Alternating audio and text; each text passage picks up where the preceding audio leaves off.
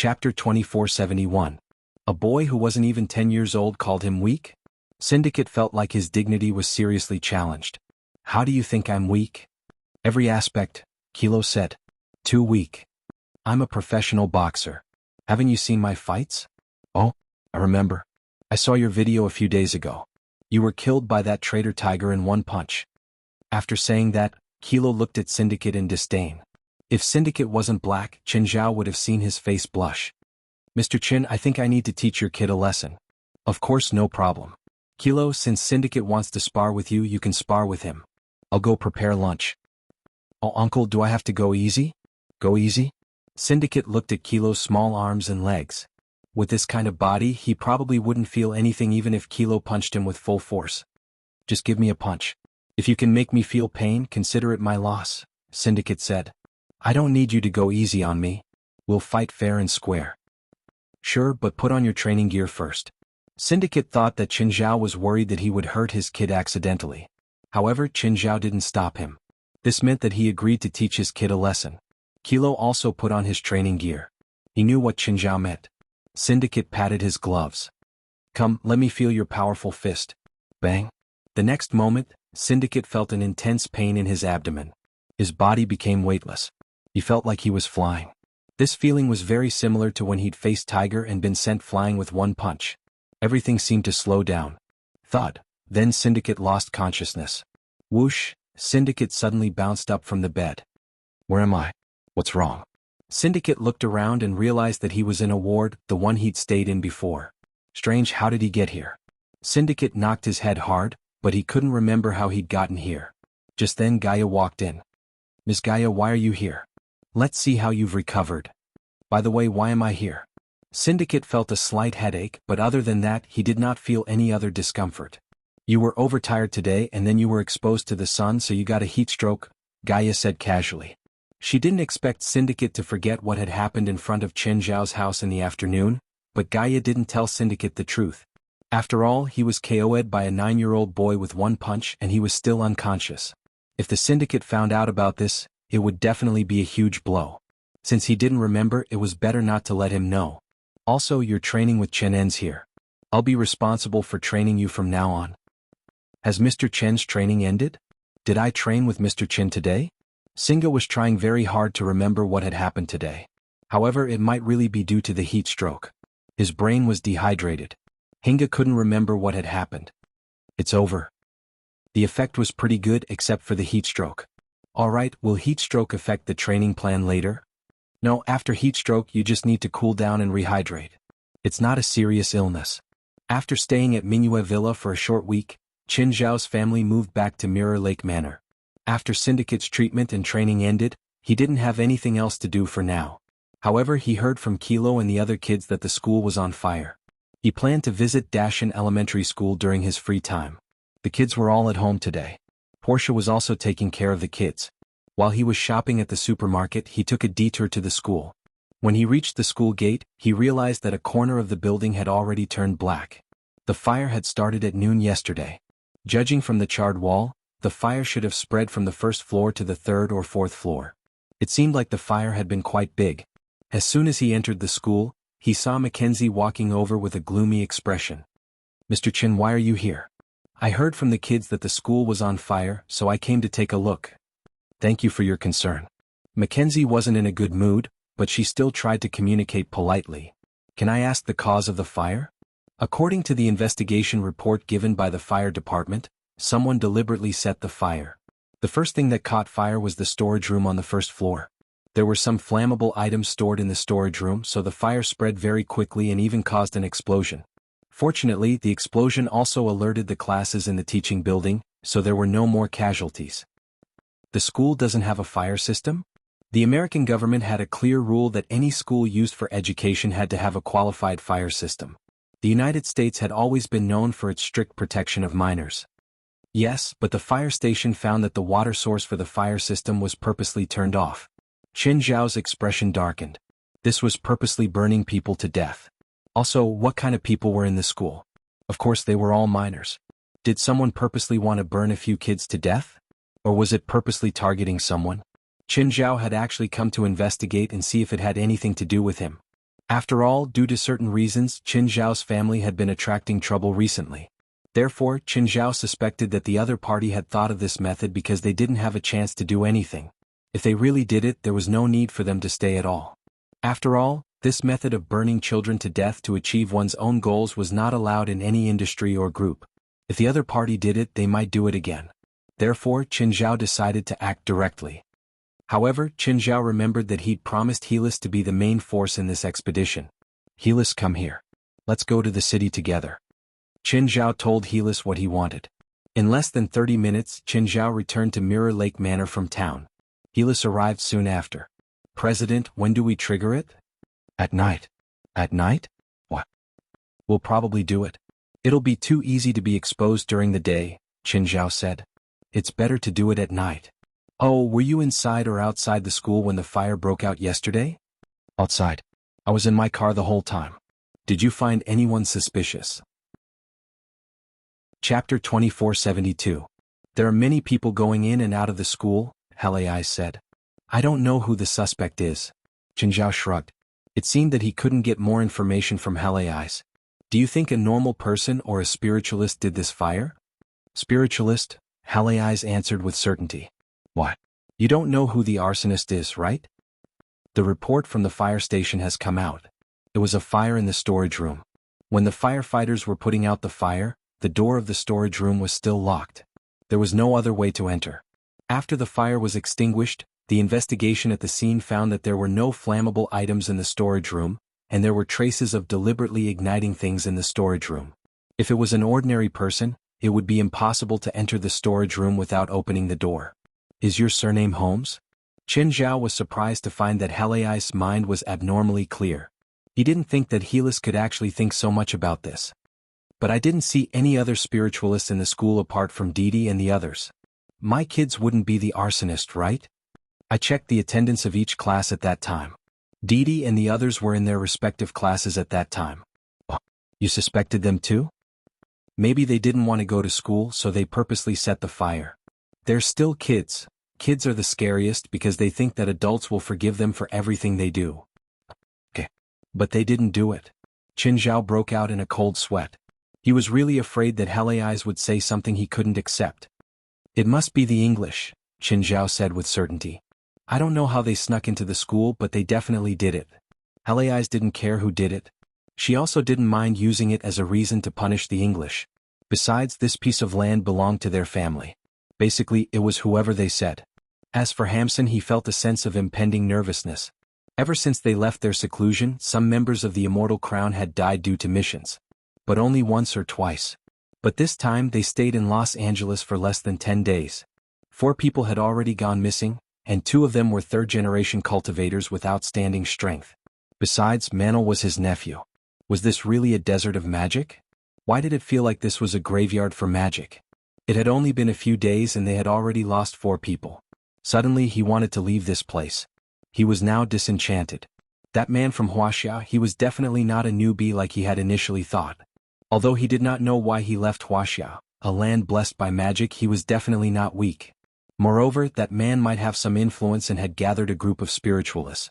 On the other hand, they were unfamiliar with this place and their movements were restricted everywhere. It was still uncertain whether the missing men were still alive. However, if they were to retreat now, then those who might have already died would definitely die. Should they start an all-out war? Fight head-on? The other party had the advantage of time and place, but that did not mean that they had absolute strength. If he wanted to engage in a prolonged battle with his opponent, he would definitely lose. Just the daily activities and expenses alone could turn all of them into vagrants. However, if they directly cut the Gordian knot, if they could not make use of the advantage of time and place, then they would have a chance to win. This was using pure strength to determine who was stronger. There were no tricks to speak of. However, this idea was only worth thinking about for the time being. After all, they could not even collect all the information at the moment. At this moment, a woman rushed in. Mr. Hamsun, there are 2 people outside. What do you mean by 2 people? Carpenter and I wanted to go out, but when we walked to the gate, we saw a strange car parked in front of the gate. 2 people got out of the car. Carpenter thought they were people who got lost in the dark, so he went up to ask them, but one of the women attacked him and killed him instantly. What? Carpenter is dead? Who are those 2 people? I don't know. I have no impression of them at all. President, these British guys are really poor. Renting a hotel floor would be better than staying in this broken place. Harry's looked at the desolation in front of her. This should be an abandoned pasture. Large patches of grassland that were about to be eroded by wind and sand were exposed to the air. It was like the top of a middle-aged man with severe hair loss. In the middle of the ranch there was a 2-story wooden house and a few shabby wooden sheds. There was also a metal fence around it, but after the erosion of wind and rain, the fence was already crooked. This place was really too old. Only the wooden house was still intact in the entire pasture. Just then a dozen people came out. Hamsun came out with his men, but the moment he saw Chen Zhao, Hamsun's eyes widened. He finally knew that his enemies had come knocking on his door. Hamsun was not afraid at all. Instead he was very happy. He had wanted to fight them head-on, but he did not know their background and power, so he did not do anything. He did not expect them to come to him. His wish really came true. It seemed that he was lucky. Even the heavens were looking after him. He did not need to say anything, nor did he need to use hypocrisy to hide his goal. Neither of them had considered forgiving each other with a smile. It was such a simple matter, he just had to do it. Actually, Chen Zhao wanted to say something harsh. But Harry's was too impatient. She was afraid that Chen Zhao would steal the kill. So, without thinking, she summoned the skeleton army. In an instant, a dense horde of skeletons appeared around the ranch. The empty eye sockets of all the skeletons flickered with a green light. There were probably more than 10,000 of them. The dozen people from the Immortal Crown were all dumbfounded. A necromancer? This was rare but not completely extinct. They would occasionally see one or two. However, a necromancer could summon an army of the dead at once. A real army of the dead. This was too rare. It could even be said to be one of a kind. Everyone's mind went blank. Oh my God, who was the one who had attacked them? Even Hamsun's expression froze. He stood there dazed. He did not know what expression or attitude he should use to face the two people before him. Chapter 2473. Where did you get so many skeletons? Chen asked softly. I've been to Africa twice, Helis said. She didn't explain it clearly, but Chen Daji could tell what she meant. These skeletons weren't summoned out of thin air. They weren't originally from this land either. After all, no ranch would bury so many people's skeletons under their own land. But Helis' move was shocking enough. How much magic power would it take to summon an army of tens of thousands of skeletons? Hamsun didn't know how much, but he knew that even if they combined their magic power, it wouldn't be enough to summon so many skeletons. This woman was terrifying. Very terrifying. But Hamsun immediately ordered, Gang, activate the barrier. One of the spiritualists called Gang immediately waved his magic staff. A circle of light rose around the iron fence, blocking the skeleton army. Let's take advantage of this and kill them. Hamsun shouted. If the countless skeletons swarmed over, they really wouldn't be able to resist. But now the situation was completely reversed. Hamsun felt that Helis had used all her magic power to summon the skeleton army. She definitely didn't have much magic power left. The woman was powerful, but she clearly didn't have much experience. Summoning such a large army of skeletons was indeed astonishing, but it just happened to be restrained by their arrangements here. They seem to have misunderstood something, Shindaji said. A bone spear suddenly appeared in Helis' hand. She didn't need to use much strength. It was just like a normal throw. A spiritualist was skewered and died on the spot. Everyone couldn't help but shiver. So powerful. Even though she had used up most of her magic power, she still had such great power. He was still so powerful that he instantly killed one of them. But Hamsun felt that Helis was at the end of her tether. Hamsun yelled, now. Once again they thought that Helis couldn't use any more magic. Bang bang bang. Suddenly the ground under the three spiritualists exploded. Then, 3 bone prisons that looked like white flowers rose from under their feet. They instantly caught the 3 spiritualists. As the bone prison tightened, the 3 spiritualists wailed in agony. But he did not receive any sympathy from Helith. Harris clenched her palm, and in an instant the bone prison was like a tightly clenched palm. The flesh and blood of the 3 spiritualists seeped out of the bone prison. Hamsun and the others all paled. Is this woman the Grim Reaper?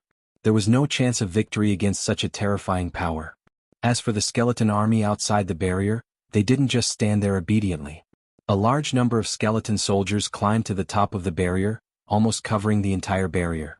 As for the skeleton soldiers that were covering the barrier, they were constantly attacking the barrier. Perhaps one skeleton soldier's attack power was very weak, or perhaps 10 skeleton soldiers wouldn't be that strong. However, if there were 100 or 1,000 of them, it would be a completely different concept.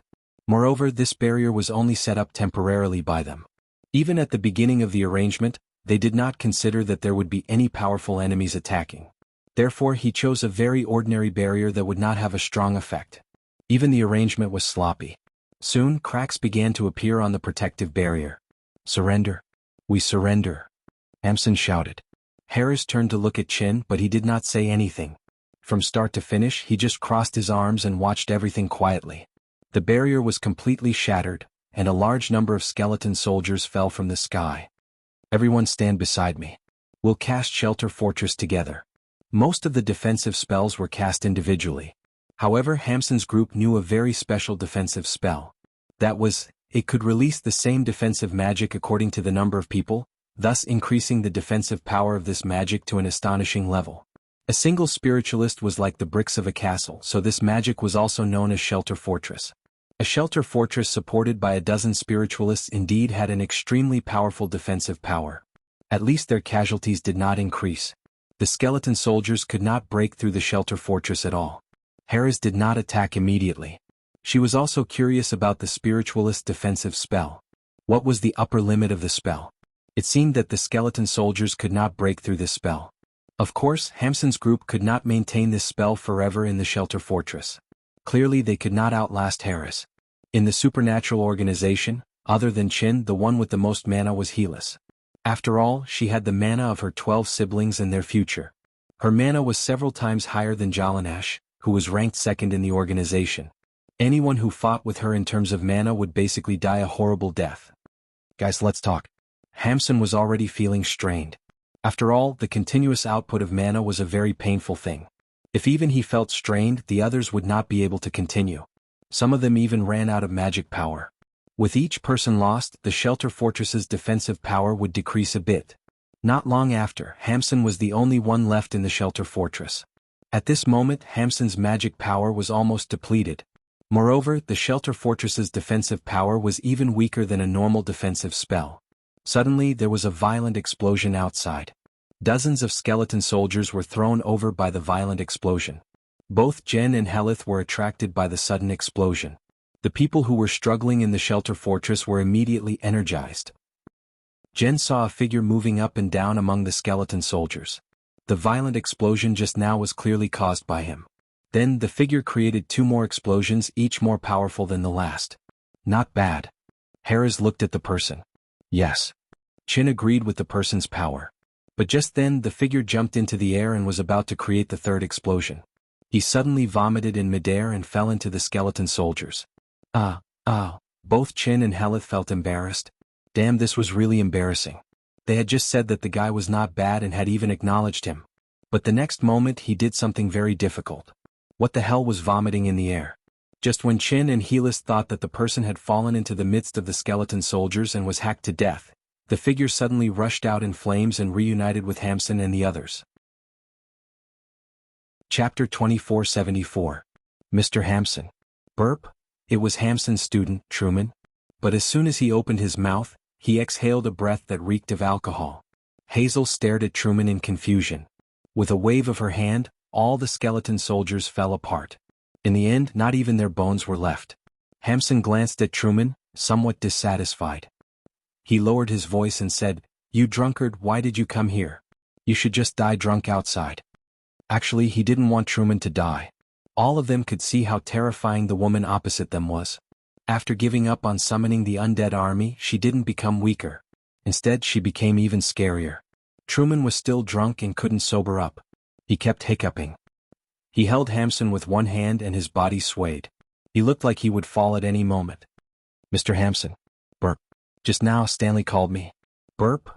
"That woman is terrifying. All of us together probably won't be her match." Truman was drunk, but he'd followed Chin Zhao's kid for 2 days with Stanley. He could still recognize Hazel as the woman who drove Chin Zhao's kid to and from school every day. "How powerful is she?" "About your 2 minutes," Hamsun said in a low voice. Hamsun lowered his voice and said, "If you can deal with him in 2 minutes, then we'll win. If you can't, then we'll all die here." Truman looked drunk, but his brain was very clear. Truman staggered forward a few steps. Chin Zhao was confused. Truman's magic power wasn't high or low, but it was worlds apart from Hazel's. However, Truman's eyes seemed to be filled with confidence. Be careful. That person probably has a trump card, Qin Zhao said. Okay. Hazel nodded. Suddenly, Truman attacked. He charged at Hazel. Hazel's eyes flashed and she instantly shot out a vengeful spirit. A ferocious evil spirit pounced at Truman. But just as it was about to hit Truman, he suddenly fell to the side in a strange manner, dodging Hazel's attack. However, even though he had fallen to the ground, he did not stop moving forward. Harris extended her palm forward, and a dozen evil spirits appeared in her hand.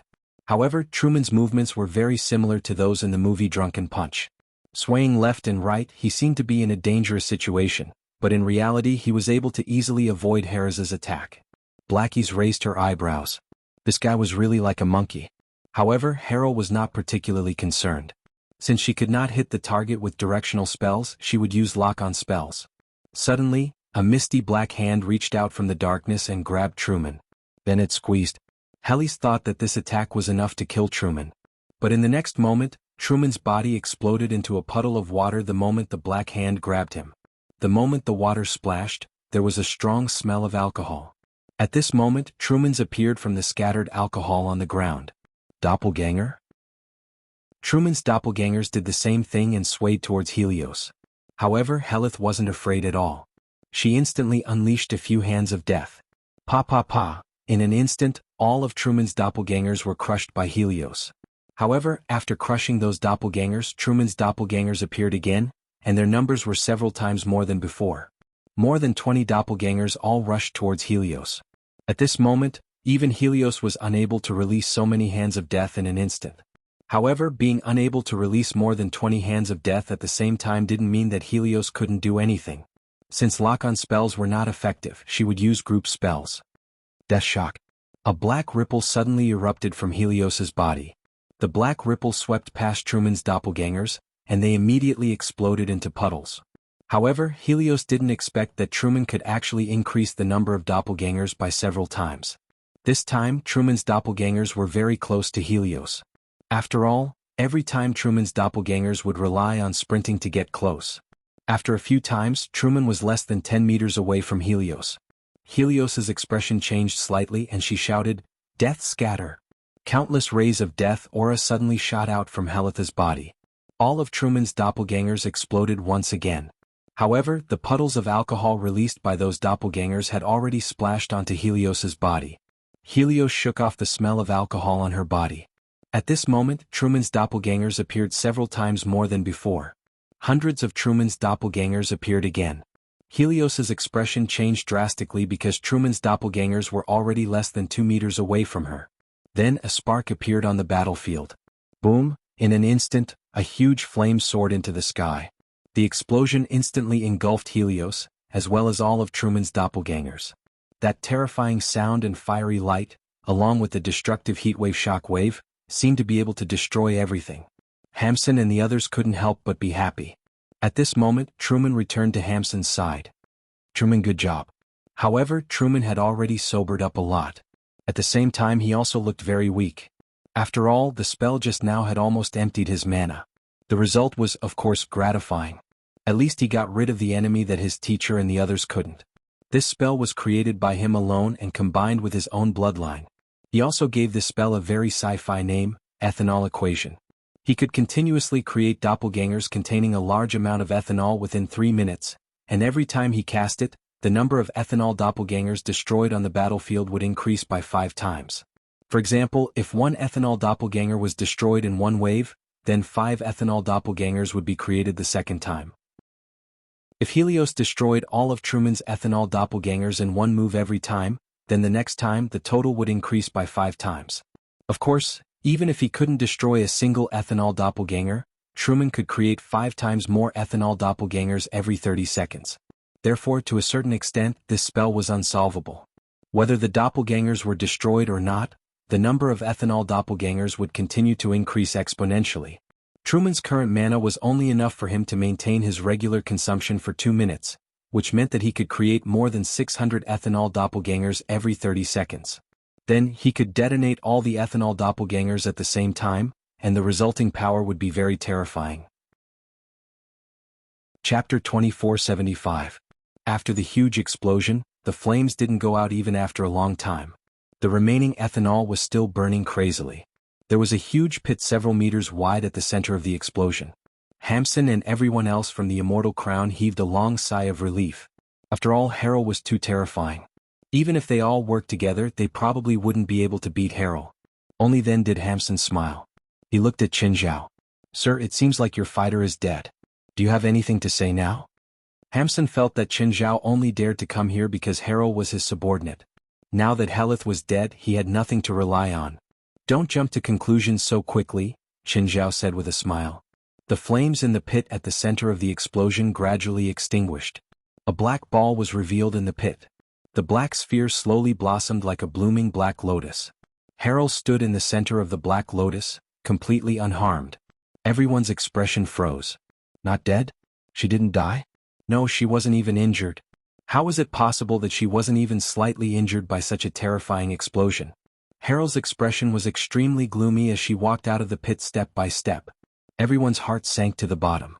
Truman's moment had indeed given them hope. But at this moment what they felt was unprecedented despair. Even Truman's trump card wasn't able to counterattack her. Could this woman really be defeated? Harrel stood where she was, her expression uncertain. However, her gaze never left Truman. Truman smiled bitterly. He had no chance to turn the tables. In the short 2 minutes he'd used up all his magic. Plus, so what if he was at his peak? He still couldn't harm that woman at all. Finally Harrel said, "You won this round. I lost." With that, Harrel turned and left. Hamsun and the others were all dumbfounded. "What? Lost? No. Weren't you unharmed? Are you insulting our intelligence? You clearly had a complete victory, okay?" But Harrel didn't plan to explain more.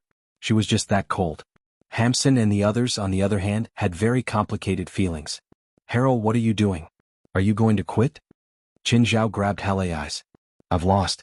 You handle it yourself. I don't care." Harrel couldn't help but look at Truman again. For some reason, Qin Zhao felt like he saw an unusual gaze. Could it be that Harris had promised to marry whoever defeated her? Deal with it himself? Of course, his original plan was to kill them all and end it once and for all. But if he really killed that Truman guy, would Hailes be happy? Hamsun and the others watched as Helith left. In the end, she disappeared from everyone's sight. Then they left Qin Zhao where he was. They all came up with such a scenario. Could it be that the woman had long disliked her boss and even hated Qin Zhao? However, due to some oath, she couldn't directly attack Qin Zhao, so she purposely used this opportunity to get rid of her boss through the hands of the others? The more Hamsun and the others thought about it, the more likely it was. Qin Zhao put away his awkward and troubled expression. "All right, since my subordinates don't intend to kill all of you, I'll give you a chance." "Sir, you seem to be mistaken." "Chance? We've never asked for any chance," Hamsun said confidently. He wasn't afraid anymore. They didn't even have anything to rely on. What was there to be proud of? You don't want my chance?" Qin Zhao really didn't know about their colorful inner thoughts. He was Haleai's boss. Since Haleai's was already so powerful, he was definitely more powerful than her. Wasn't this just common sense? "You fight for opportunities," Hamsun said matter-of-factly. "Not charity." "Fine. I'd like to see how you fight for it." To put it bluntly, these people were shameless. Qin Zhao would never give in to people like this. "Kill him," Hamsun ordered. Instantly, colorful spells shot toward Qin Zhao. But all the spells disintegrated before they could even get close to him. What's wrong with this guy? Why can't spells hit him? All the spells poured onto Qin Zhao, but they couldn't even get close, let alone hurt him. "You better work harder. I'll give you 30 more seconds." Qin Zhao glanced at the time. Countdown starts now. Everyone's hearts were shrouded in a layer of shadow, and they tried their best to release magic. But they couldn't even touch a corner of Qin Zhao. 30 seconds are up. Now it's my turn to attack. "Everyone protect the fortress," Hamsun exclaimed. In desperation, everyone forced out a lot of magic power to maintain the fortress of protection. Qin Zhao raised his right arm. Without storing any power, he punched from more than 30 meters away. Boom. The fortress shattered. Along with the shelter fortress, 5 other people were destroyed. Their bodies exploded like flowers. The remaining 12 people were all thrown to the ground by the terrifying shockwave. They spat out blood at the same time. Only then did Hamsun realize that Haleai's was just throwing a tantrum. He didn't want to kill them with a borrowed knife. Even if Hele Eyes wanted to kill them with a borrowed knife, he had to be qualified. Qin Zhao had destroyed the fortress they'd built together with one strike. He didn't need any more proof. Qin Zhao secretly thought, that was close. He seemed to have attacked too harshly and killed 5 people instantly. Luckily Truman wasn't dead. Otherwise he wouldn't know how to explain to Hele Eyes. Qin Zhao strolled over and stood before Hamsun. How was it? Did you get your chance? Hamsun's face darkened. He felt very stupid. Qin Zhao had said that he would give them a chance. He just had to jump out and ask for it. Do you still want a chance now? These words were a form of humiliation to Hamsun. But at this time if he said no, none of his juniors would be able to live. Even if he lost all face he couldn't say no. Yes. Okay, I'll give you if you want. Look, I'm actually very easy to talk to. Qin Zhao smiled. My motto is love and peace. Hamsun and the others felt their stomachs cramp at Qin Zhao's words. He'd only attacked once and killed 5 of them cleanly. This was love and peace? This wasn't love and peace. This was love and peace, right? Chapter 2476. Qin Zhao glanced at the remaining people. I can generously forgive you for your schemes and harms to me and my family, Qin Zhao said in a gentle tone. But you set fire to an elementary school. This can't be forgiven, Qin Zhao said in a gentle tone. Hamsun's expression also changed slightly. He couldn't help but look at Stanley and Truman. Even though they'd just been born, they knew some rules in the spiritual world that touched the bottom line. Setting a fire in a school, especially an elementary school. This wasn't allowed in any industry. If caught, they'd be beaten to death. Thus, when Hamsun heard Qin Zhao's words, he couldn't help but be shocked by Stanley and Truman's guts. At this moment, even Stanley and Truman were shocked. They both waved their hands in denial. No, I didn't do it, Truman said hurriedly. We didn't do it. They'd both heard about the fire in the elementary school. However, they hadn't taken it to heart. They just treated it as an accident. It had nothing to do with them. But after hearing Qin Zhao's words, they suddenly realized that they were the biggest suspects. This wasn't a joke. After all, they had the motive. You said you didn't do it? Why should I believe you? When the fire happened, Mr. Truman was drinking at a bar in town, Stanley said. I was there. The bar owner can testify for us. This evidence is meaningless, Qin Zhao sneered. We're all spiritualists. I have 100 ways to create an alibi. Just as Qin Zhao had said, a spiritualist could totally fool normal people. The two were troubled. After all, they couldn't take out direct evidence. After all, they hadn't expected the school to catch fire. Thus, it was even more impossible for them to gather an alibi. I have an idea, Hamsun said hurriedly. I can use Suatan's trial. If Suatan's trial proves that they're guilty, we're all willing to accept the same punishment. Hamsun didn't have the right to negotiate. None of them could. If Stanley and Truman were the culprits behind the arson incident, none of them would survive. The only thing they could do now was to prove whether they were guilty or not. Sotan's trial was also known as the trial of the Grim Reaper. This spell would summon the Grim Reaper. It was up to death to determine if they were lying or not. People could lie to their own kind, but they could not lie to the Grim Reaper's promise. Once they broke their promise to the Grim Reaper and lied, then their souls would be directly harvested by the Grim Reaper. Sure. Qin Zhao accepted the request. Of course, this spell was very difficult and the success rate was very low. Hamsun looked at Stanley and Truman and said, This is your last chance. Before I use Suatan's trial, I'll ask you one last time. Did you guys start the fire? We didn't do it. Truman replied firmly. We didn't do it, Stanley also replied. All right then, let's begin Sotan's trial. Hamsun shouted softly and made a strange gesture with his hands.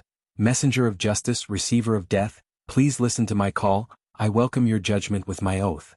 Suddenly, Hamsun's surroundings began to be shrouded by a black aura of death. Hamsun's face revealed a pained expression. However, Hamsun persisted. The aura of death gradually formed. A figure with the aura of death appeared before everyone. Qin Zhao was stunned. He looked at the black figure before him. Blackie? Why did he summon Blackie here? Who wants to start the trial? Blackie glanced at everyone. In the end, he said to Hamsun, You can ask 3 questions.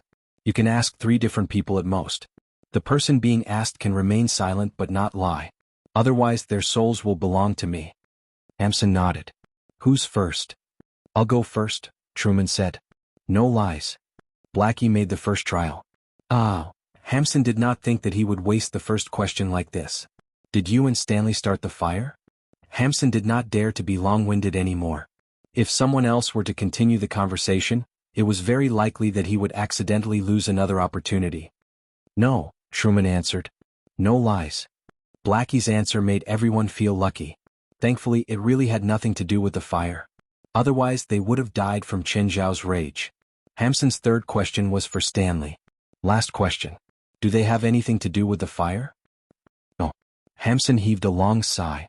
Thankfully, it really had nothing to do with them. Chen Zhao glanced at Hamson and the others. Although you didn't do it, it doesn't mean that you're completely innocent, Chen Zhao said righteously. I'll give you 1 week to find out who started the fire, Chen Zhao said in a righteous tone. Even though some people were unhappy with Chen Zhao's request, they did not dare to say anything. Chen Zhao wasn't begging them or trying to reason with them. Yes, Hamson answered respectfully. We're willing to accept this request. After asking the 3 questions, Blackie's body dissipated. Don't think about escaping. You can't.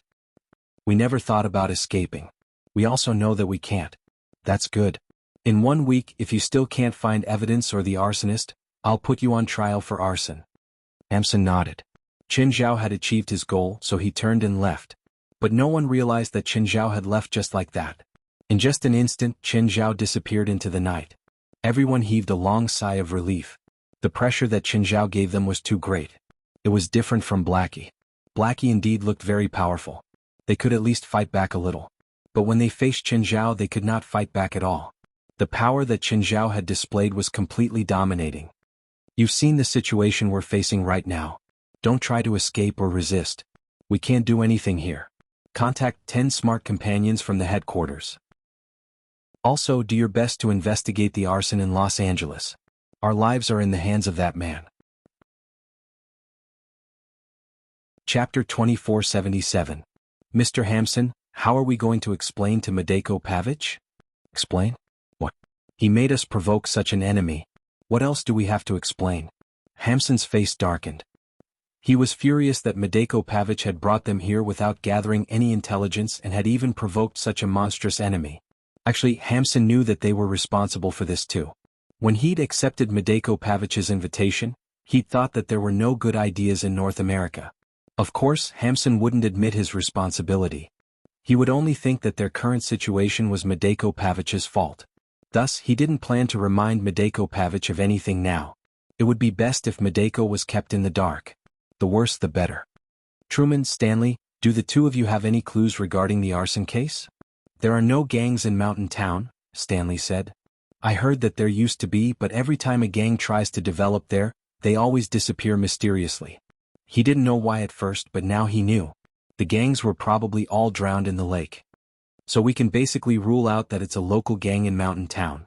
Stanley paused for a moment before saying, there are a few spiritualists in the area, but from the limited information we have so far, they seem to know that Chinese man. I reckon that they more or less know how terrifying that Chinese man is, so they probably won't take the initiative to get themselves into trouble. This was one of the few pieces of information that Stanley could gather. After all, they just arrived and didn't have any information system. Hamson's heart sank when he heard Stanley's reply. They weren't familiar with the place and had promised to catch the arsonist in a week. It seemed like he'd agreed very quickly. But everyone knew that it was just an expedient measure. If he hadn't agreed then, what awaited them would have been total annihilation. That guy who loved peace could really do something ruthless to them at any time. Yang Guo stood at the airport and watched Dao Er and Dao San enter the departure hall. They were finally going back to China. Yang Guo was a bit reluctant and a bit disappointed. He was brought up by Dao Er and Dao San, and more than half of his spells were taught to him by them. They didn't know that he was Yang Guo's apprentice brother, but also his elder. Their purpose for coming here was to bring Yang Guo back. But Yang Guo didn't care whether it was soft or hard, he just wouldn't agree. Even though Dao Er and Dao San had severely injured Yang Guo still stood by his decision. In the end, it was Dao Er and Dao San who wanted to stay and protect Yang Guo. But Yang Guo knew that the expedition to Bermuda this time did not bode well. He was stubborn, but he couldn't drag his senior brother to die with him. In the end, he had no choice but to call Zhang Qiani and ask him to recall Dao Er and Dao San. Zhang Qiani was also decisive. A grand disciple had already fallen into the pit. He did not want to lose 2 more grand disciples, so he forcefully recalled Dao Er and Dao San. Yang Guo didn't return to the headquarters until Dao 2 and Dao 3's flights took off. On the way back to the headquarters, Yang Guo thought about many things. Qin Zhao had reminded him more than once about the dangers of Bermuda. Yang Guo had already come to a conclusion. But it would be extremely difficult for him to leave now. He had always felt guilty towards Vestana and Brits. He felt that he owed them. So now he couldn't abandon them. The headquarters of the psionic team had been destroyed because of Toddy Belster's conflict. But then they found a temporary headquarters. This used to be the training ground of the Anti-Terrorism Security Department. But now it was given to the psionic team. Hi, Mr. Toddy. Yang Guo took the initiative to greet him when he saw Toddy Belster. It was as if he had forgotten about the conflict that day. He was as friendly as an old friend who hadn't seen each other for many years. Apart from showing off his power during the conflict that day, Toddy Belster hadn't done anything else. He had returned to his former low-profile and reserved self. Yang Guo felt that this was only natural. If they hadn't tried to test him that day, Toddy Belster wouldn't have flown into a rage. Yang Guo, Vestana, and Brits actually regretted the conflict that day. Yang Guo felt that their relationship with Toddy Belster had been better in the past. Although Toddy Belster never showed his strength, the two of them were more like friends. But after that test, they knew Toddy Belster's power. At the same time, their relationship had changed from friends to partners. The wall in their hearts couldn't be broken anymore. If they were friends, they could do anything in the most dangerous time. But for partners, when one party lost his value, it would be time for the other to leave. Even when the situation was dangerous, one party wouldn't go all out to help. Instead, they would choose to protect themselves. As a liar, even now, Toddy Belster couldn't change some of his habits. Even though Qin Zhao had given him special abilities, he still thought of himself as a liar. It seemed that Toddy Belster had a psychological advantage with the psionic team. But when facing Qin Zhao, Toddy was in a weak position. So, it would be hard for him to change his identity in a short time. Moreover, Toddy Belster was a very clear-headed person. He wasn't as emotional as Yang Guo, and he wouldn't feel guilty for his own mistakes. All of his efforts were for the sake of self-preservation and to obtain more benefits. He clearly understood that everything he had now was given to him by Qin Zhao. More accurately, it was borrowed. He didn't really have it. So, Qin Zhao still controlled his life and death. So, Toddy didn't dare to have any rebellious thoughts toward Qin Zhao. Mr. Toddy, the expedition to Bermuda is set off this weekend. Do you have any thoughts? No, Toddy said calmly. I'll do my part. Mr. Toddy, we might not need to do our part this time. Yang Guo's words had a hidden meaning. There are some things that even I can't change. Mr. Toddy, you're not confident either? Yang, you've asked me countless times. Chapter 2478. What are our chances of winning in Bermuda? Not just Yang Guo, but Vestana and Blitz also asked Toddy this question every time they saw him. No matter how he answered, they still enjoyed it. Toddy Belster had long been annoyed by them. Fuck, I've never been to Bermuda. How would I know? Toddy knew that they were all confused and scared. He was scared too, but he couldn't tell anyone. Who could he talk to? Qin Zhao? See if Qin Zhao would talk to him. But Yang Guo, Blitz, and Vestana kept asking him like this. That made Toddy Belster nervous. Now, Toddy Belster wanted to ask Qin Zhao what exactly was in Bermuda. Toddy Belster had a vague understanding of her own strength. But he still couldn't forget what Qin Zhao had told him. Qin Zhao had given him the ability to summon demons so that he could protect himself when fighting in Bermuda. Toddy Belster called Qin Zhao. The reply he got was that he was busy and would talk to him in a few days. Actually, Qin Zhao didn't have much to do these 2 days. He was just used to being lazy. After a while, he would stop and rest. Every day he would take the kids to and from school. Also, he wanted to find a suitable preschool for Sindora and Mara. But the preschool in Mountain Town wasn't that good. There were also 1 or 2 private tutors who took in 4 or 5 kids for preschool. The place was also their own home. None of these satisfied Qin Zhao. Of course, there were many high-end preschool classes in Los Angeles. But they weren't close. After thinking for a few days, Qin Zhao suddenly thought of Amber and Clive. Clive was also a teacher at Mountain Elementary, but Didira had said that he'd been a private tutor before. After lunch, Portia stayed at home to take care of the kids. Qin Zhao planned to talk to Clive and Amber. Their houses weren't far. Clive's family lived in Mountain Town. It only took 10 minutes to walk there. When he reached Clive's house, Qin Zhao saw a big boy weeding in the front yard. Another girl was playing with a golden retriever on the lawn. A faint smell wafted from Clive's house. It seemed to be mixed with the aura of magic. Papa, Qin Zhao pressed the horn. Hey kid, Qin Zhao greeted. The weeding youth looked up and saw Qin Zhao. He immediately went to Qin Zhao's car. You must be Mr. Qin. How can I help you? Are Amber and Clive home? Uncle Clive went to school. Auntie Anpa went shopping at the supermarket. She should be back soon, the teenager said. Mr. Qin, if you're looking for Auntie Anpa, you can wait inside. Okay. Qin Zhao got out of the car. What's your major? Qin Zhao asked. Air. The young man hesitated. Mr. Qin, what are you talking about? What magic attribute do you have? I can feel the magic in you and so can that girl. Mr. Qin, you too? Yes. I'm an elemental wind elemental. I cultivate both storm and warm current. What are storm and warm currents? Qin Zhao asked, confused. The youth was confused. He thought that Qin Zhao was a skilled spiritualist, but he didn't even know such basic terms. Storm current is all kinds of powerful attacks, while warm current is more of a support type. The youth only felt that Qin Zhao might not be a skilled spiritualist. At least in terms of basic knowledge, Qin Zhao was rather ignorant. Just then, Anpa came back with a cart. It was filled with the resources she'd bought from the supermarket. Mr. Qin, why are you here?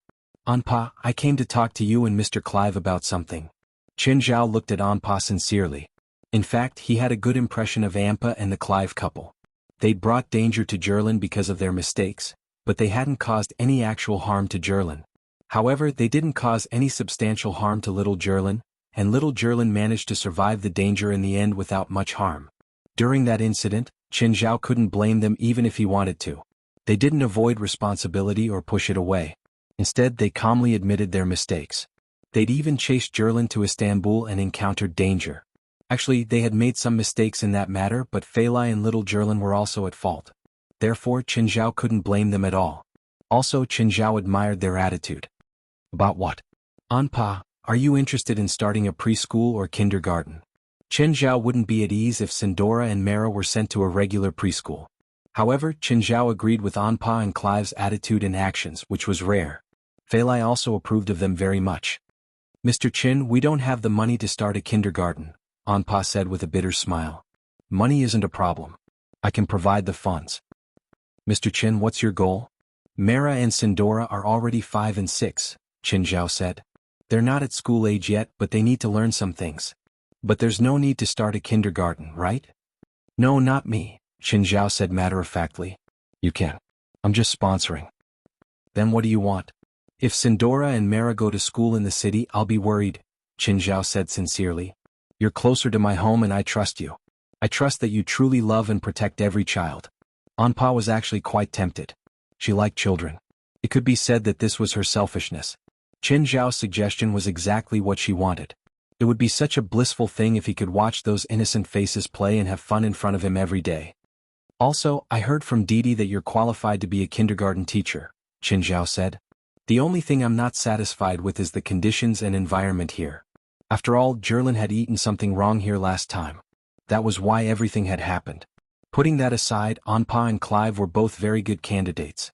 This was the aspect that Qin Zhao could easily change. As long as he had money, it was fine. He could let them open a kindergarten in a more lively part of town.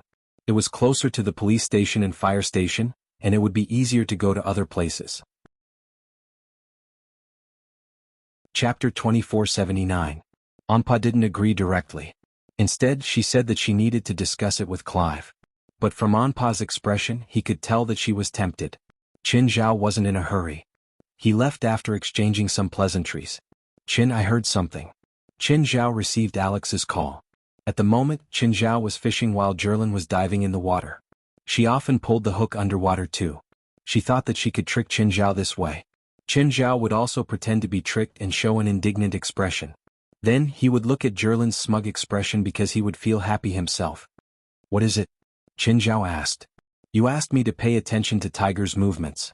I heard that he's been looking for foreign boxers. He seems to be choosing an opponent. You can choose an opponent in boxing? Challenge. This is very common in the boxing world. As long as both sides agree to it, and after discussing the commercial share and appearance fee, they can stand in the ring. With Tiger's current status in the boxing world, will anyone accept his challenge? Too many people want to fight him and become famous. Even if they know that they can't beat him, they still hope to use him as a stepping stone. There's also a small group of boxers who have an extravagant hope. What if they win? Does that mean anyone can challenge him? Chen Zhao asked. No. First, he has to be famous and influential. Only then will sponsors be willing to give huge prize money. For boxers at Tiger's level, he'll charge at least $100 million in appearance fee for other matches, apart from the regular season and points competitions. Does that mean that if I can afford his appearance fee, I can arrange a fight with him? I said that only if both sides agree. You can't do it unilaterally? That depends on how determined you are. In other words, as long as I pay a big enough price, I can decide unilaterally? Is that what you mean? In the history of the boxing world, there was once a duel that used deceit. A nameless amateur boxer spent a large sum of money to buy the media to carry out 3 months of continuous false reports of the match. In the newspapers, he was portrayed as the invincible Zhan Zhan. He clearly had never fought in any abnormal professional matches, but he became a supernova in the boxing world. No one had even seen his matches, but he had all sorts of incredible titles. Then he issued a challenge to the #1 boxer at that time. Under the watchful eyes of all the media, the #1 boxer at that time accepted the challenge. Hundreds of sponsors provided a prize pool of $150 million. The winner would receive 80% of the prize pool, and the loser would receive 20% of the prize pool. In the end, of course, the swindler lost. Even so, he still received $30 million in income, and his income was absolutely legitimate. Other than the tax bureau, no one could find trouble with him. What if my fighter already has a certain level of fame? That's not a problem, Alex said. How much are you willing to pay? As long as Tiger is willing to accept the challenge, I can pay as much as you want, but I have a request. What? The winner takes all, Chen Zhao said. Are you sure? I'm very sure, Chen Zhao said calmly. First, confirm how much you're going to pay. Then $200 million, Chen Zhao said. Chen, I don't know what happened between you and Tiger, but I have to remind you. Even if you want to destroy him with a challenge like this, even if the winner takes it all, you won't get $200 million in the end because you'll have to pay taxes. That's right. How much do I have to pay? Very high. The highest in Los Angeles is 49%. The prize money for a match like this is definitely the highest. Spend $100 million to fix Tiger? It wasn't that Chen Zhao didn't want to spend the money, but he didn't think that Tiger was worth it. If it cost $100 million to fix Tiger, Chen Zhao would do it himself instead of wasting it. It's difficult, but it's not completely impossible, Alex said. There are many ways to recoup the cost for a match that's based on winning. First, find a place with lower taxes. Second, find more sponsors. With Tiger's fame, it's easy to get a lot of sponsors. I'll leave this to you. If my loss is less than 10%, you'll get an extra 1% commission. It can be accumulated. If I can make money, you can get more commission too. Alex's smile became even more brilliant. Deceiving her boss to get more benefits was indeed a very effective method. Of course, most of what Alex said was true. Only one sentence was false. Difficult. In fact, this kind of thing was too easy for her. When Chen Zhao said that he would use $200 million to teach his former disciple a lesson, Alex was already tempted. She was already tempted. If Chen Zhao gave her commission for this money, she would earn a lot. It was easy for rich people to earn money just like Chen Zhao. As long as he had enough capital, he would be able to catch more and bigger fish. Chen Zhao's main goal wasn't even to earn money. But Alex was able to turn a vengeance ceremony into a commercial competition. The sponsors wouldn't have any objections either. They would spend a lot of money to sponsor Tiger's match. Although it was because of Tiger's fame. If the match could definitely cause a sensation, the sponsor's investment would be multiplied. The sponsor's investment would be multiplied by several times. How to create a sensational effect in this match? That was Tiger would lose. Actually, the entire boxing world thought that Tiger wouldn't lose. He wouldn't lose no matter what opponent he faced. But if he really lost, it would shock the entire world. Bach realized that Tiger was getting more and more irritable these days. He was also clearly losing control. Yesterday, he'd seriously injured a maid who'd broken her life. If Bach hadn't spent money to shut the maid's family up, Tiger's career would have failed. In this country with a huge gap between the rich and the poor, people envied and hated the rich. Right now, Tiger was undoubtedly a rich person. If it was said that he'd beaten up a maid, he'd go from a sports hero to a sinner that everyone wanted to beat up. Bach had tried to persuade him a few times, but Tiger rejected him coldly every time. Bach could never imagine that Tagore would say something so outrageous. Chapter 2480. What troubled Bach the most wasn't Tiger's violent tendencies. It was his distrust of him and the company. Now, every time Bach said that the company could take care of him, Tiger would fiercely retort. If they could really take care of him, he wouldn't have to hide abroad. Bach didn't know how to retort because he didn't have any reason to. Medico Pavic did indeed disappoint him. In the past, Medico Pavic could solve a problem in less than 3 days. But this time, 10 days had passed and he still didn't get any reply. There wasn't even a message. A few days ago he went to see Medico Pavic. Medico Pavic's attitude was the same as Tiger's. Anxious, irritable, and inexplicably fearful. This caused some changes in Bach's mentality. He didn't trust his boss as much anymore. That omnipotent boss seemed to be in trouble too. Today Tiger lost control and went crazy again. Although he didn't hit anyone, Bach heard Tiger roaring in the living room as soon as he entered the villa. The servant was facing Tiger submissively. Bach suddenly felt tired. Fortunately, the servant was scared and didn't get hit by Tiger. Bach was planning to go in and talk to Tiger while he was resting. But a phone call interrupted his thoughts. "Hello, this is Bach. Who is this?" "Mr. Bach, are you interested in a meal?" "Sorry, I'm not interested in eating with strangers," Bach said and wanted to hang up. "Mr. Bach, I admire your attitude, but I hope that you can have this kind of tough attitude when you are in prison." "Who are you? What do you mean? Are you threatening me? Do you know what this means?" Veins popped on Bach's forehead. Threatening? This wasn't the first time he'd been threatened. But he wasn't afraid. He wasn't a young man who just entered society. He'd been a manager for a long time. He'd met too many people and seen too many tricks. He wouldn't be scared by a single sentence. "I found a former sprinter called Lanka Dallas. We had a good chat. I heard a lot about Mr. Bach from him." "Lanka Dallas?" Bach's eyelids twitched. That was a sprinter he'd coached 3 years ago. Lanka Dallas had a brief moment of glory. However, in the end, his career was ruined by drugs and various scandals. "That guy is just a loser, a destitute loser. I don't know how much money you gave him, but I don't think anyone will believe him no matter what he says," Bach said disdainfully. Lanka Dallas did know a lot of his secrets. But as long as Lanka Dallas couldn't produce concrete evidence, everything was meaningless. How could Bach allow an abandoned pawn to have a handle on him? If there really was something on him, Lanka Dallas wouldn't be alive now. "No one will believe his words, but I will create convincing evidence, especially evidence that will convince the judge. All right, my name is Alex. I am now the owner of the largest law firm in Southern California." Bach's face darkened. "Miss Lawyer, you shouldn't have provoked me." "Mr. Bach, because I'm scared by your words, I think you'll die in prison, and you'll go to prison within 3 days. You don't need to be charged with any real crime. You know that's what I do. Then in the next week you'll have an accident in prison." Alex had never been a dutiful lawyer. If she was a pure lawyer, she would never be able to make a name for herself in this country. She knew very well that when you faced a villain, you needed more than the law. "Miss Lawyer, do you think I have no power in prison?" "You picked the wrong opponent." "Yes, I know you do. Los Angeles First Prison, Third Prison, Barrack Prison. But I also know that your assets are only $2 million. How much cash can you use to protect yourself? And I can buy your head with double or triple the price of your net worth, or even 10 times the price." Bach's face stiffened. After a moment of silence he said, "Miss Lawyer, I'm not worth that much money. If you give me $2 million, I will personally hand my head to you." Bach had already given in. He did have connections. He was not afraid of going to the police station or prison. Because he could settle things no matter where he went, he would be able to come out safely. But those connections were not the power that he had grasped himself. If someone offered more money to make things difficult for him, or even directly bought his head, there would be a lot of people who would be willing to work for them. Bach lived in the dark, so he knew better than anyone the horror of the dark. "Then, do I have the honor to treat you to a meal?" "Of course, you decide the place and time. I'll treat you to a meal.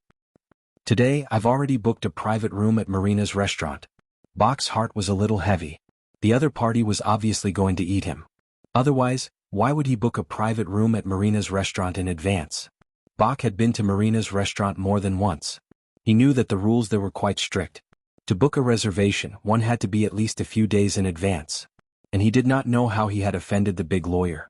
In this country you could go against anyone, even the president. But there were 2 types of people you could never offend. One was the reporters. They were the uncrowned kings. The other was the lawyers. They were gangsters, scoundrels, and villains. Even the real gangs did not want to offend lawyers. They waved the big stick of the law and knocked over the lambs one by one. He wanted to know what the female lawyer wanted. Her target was definitely not him.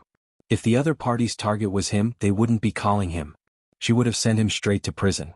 Bach really did not have the confidence to fight against someone who controlled an entire law firm. After all, he had too many black marks on him. Some of the black spots were even fatal. Against an entire law firm, he might not only lose his freedom, but also his precious life. So after the first wave, Bach decisively gave in. Giving in wasn't something shameful. He would rather break than bend. He was not suitable to live in this society. Bach glanced at Tiger in the living room and silently turned to leave. Chapter 2481. On a date, the person who arrived first was the one who was psychologically weaker. Even if the date wasn't romantic. Bach waited in the private room Alex had reserved for half an hour before Alex finally arrived. Bach saw that Alex was very pretty and young. But he didn't have time to admire her beauty. All he could feel was the oppressive aura that Alex exuded. Before coming, he'd done a detailed investigation on Alex. Alex had a resounding title in the legal world, the Queen of Law. Of course, she also had a record that matched her title. And what made her ascend to the throne was that she had personally sent the drug lord Farrat Antonio to prison half a year ago. Bach knew about it, but he didn't know that Alex was the mastermind. But what really concerned him wasn't the case itself. It was Farrat Antonio's revenge.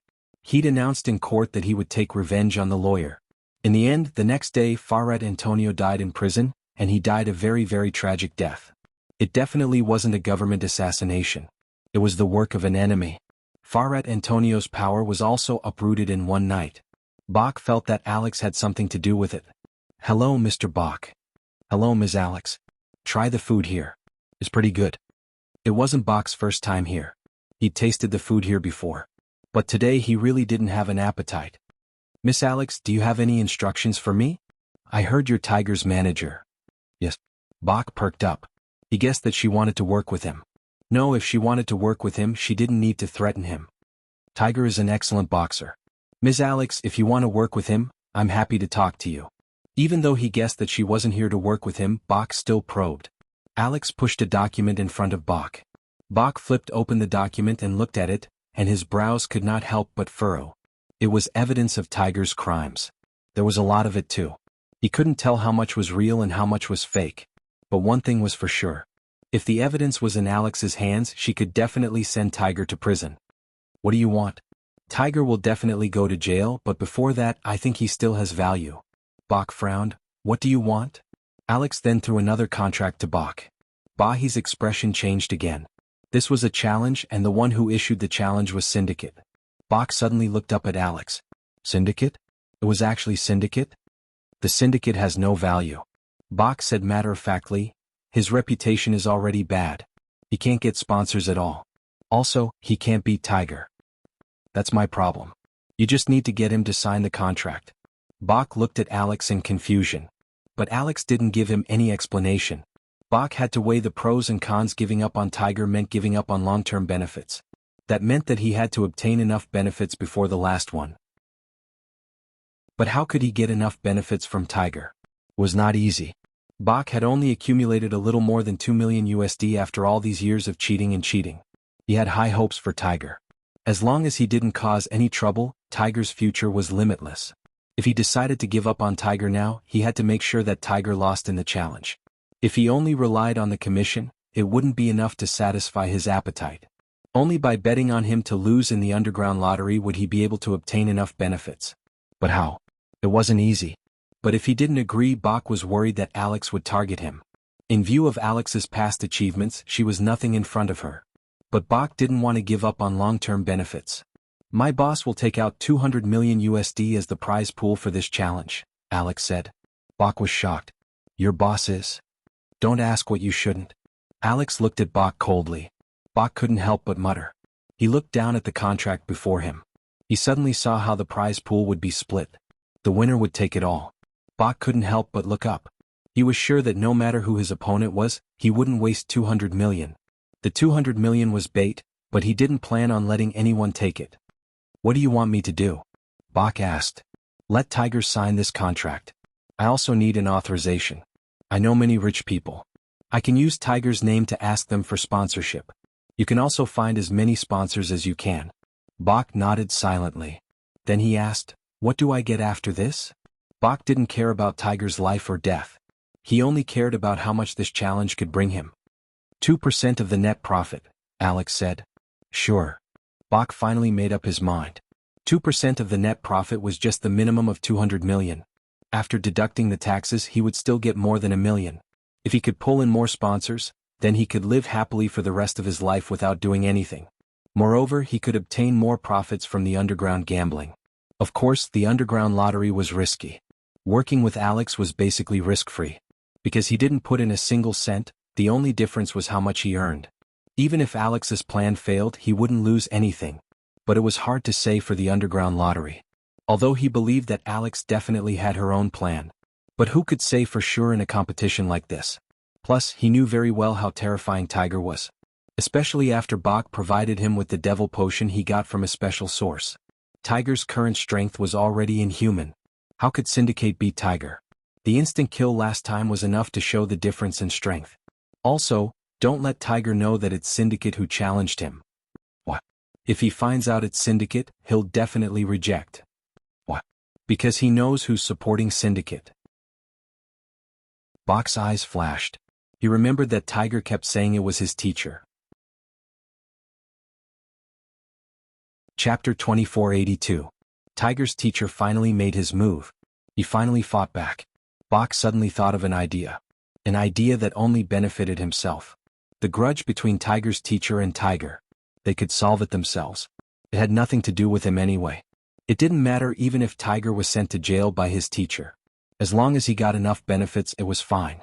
No matter how powerful Tiger's teacher was, he couldn't possibly know that Tiger was completely different from before.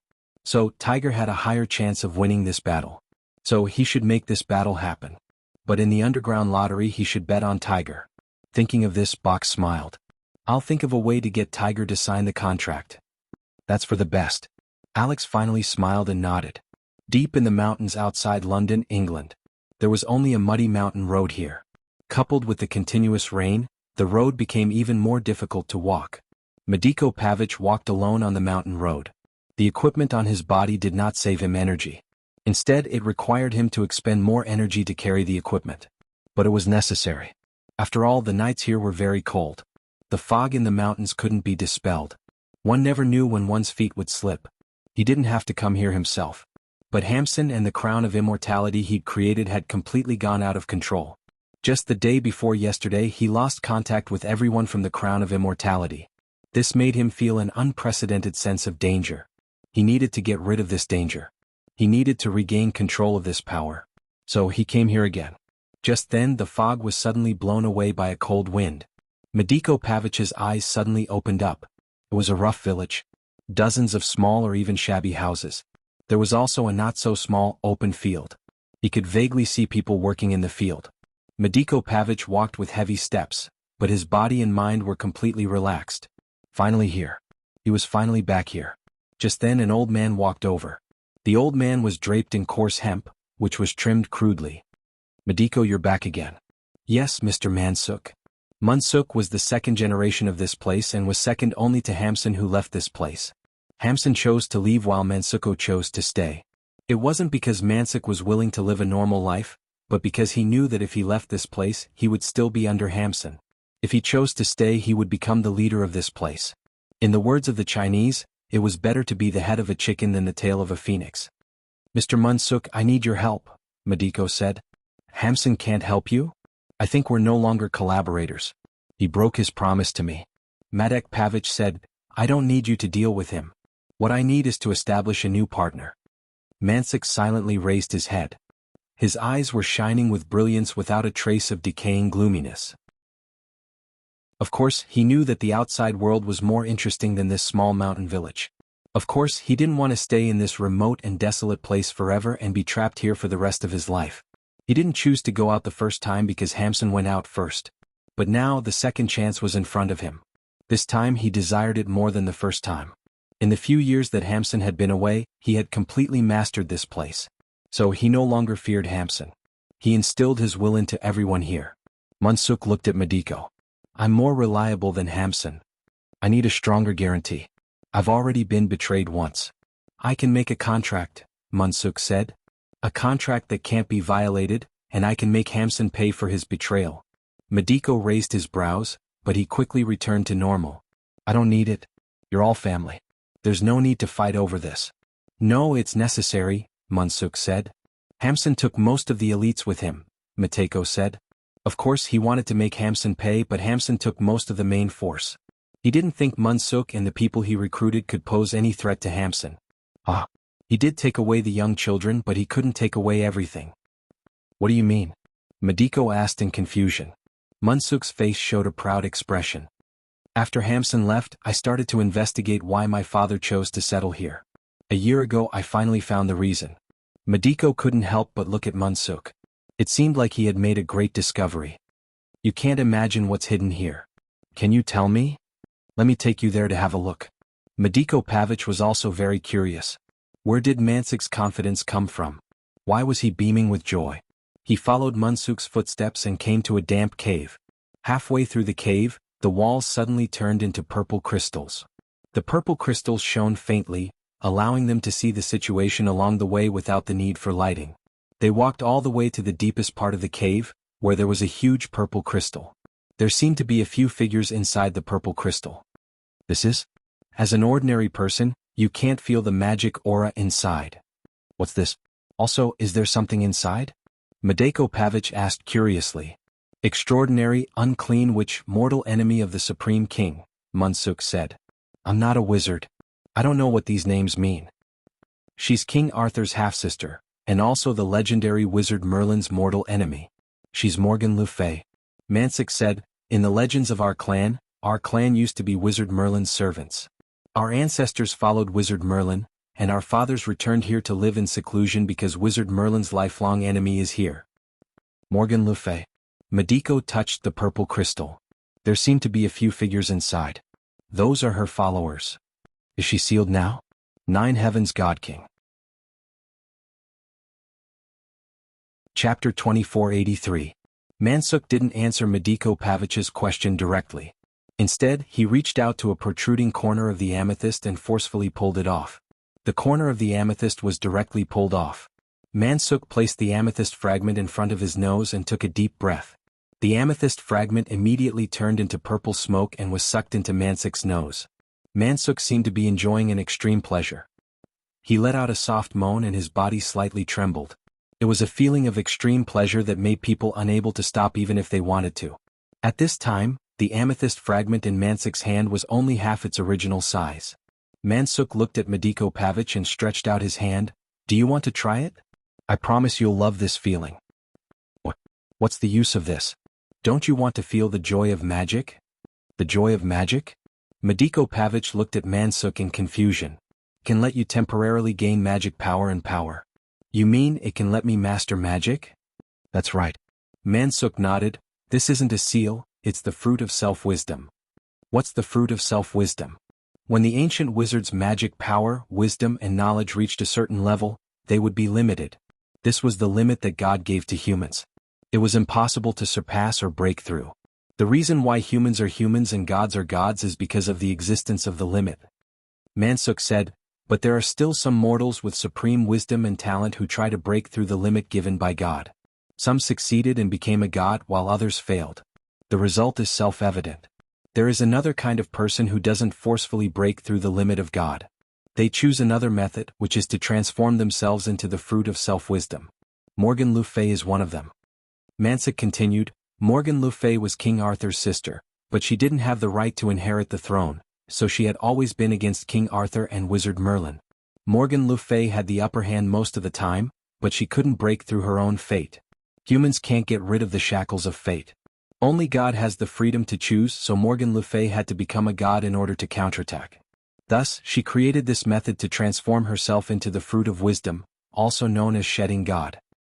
Wizard Merlin also knew that if Morgan Le Fay succeeded, it would be the destruction of King Arthur and his royal authority. Thus, he did everything he could to stop Morgan Le Fay's god-molting spell. However, even Wizard Merlin couldn't stop this spell, so he thought of another method, which was to slow down the completion time of this spell.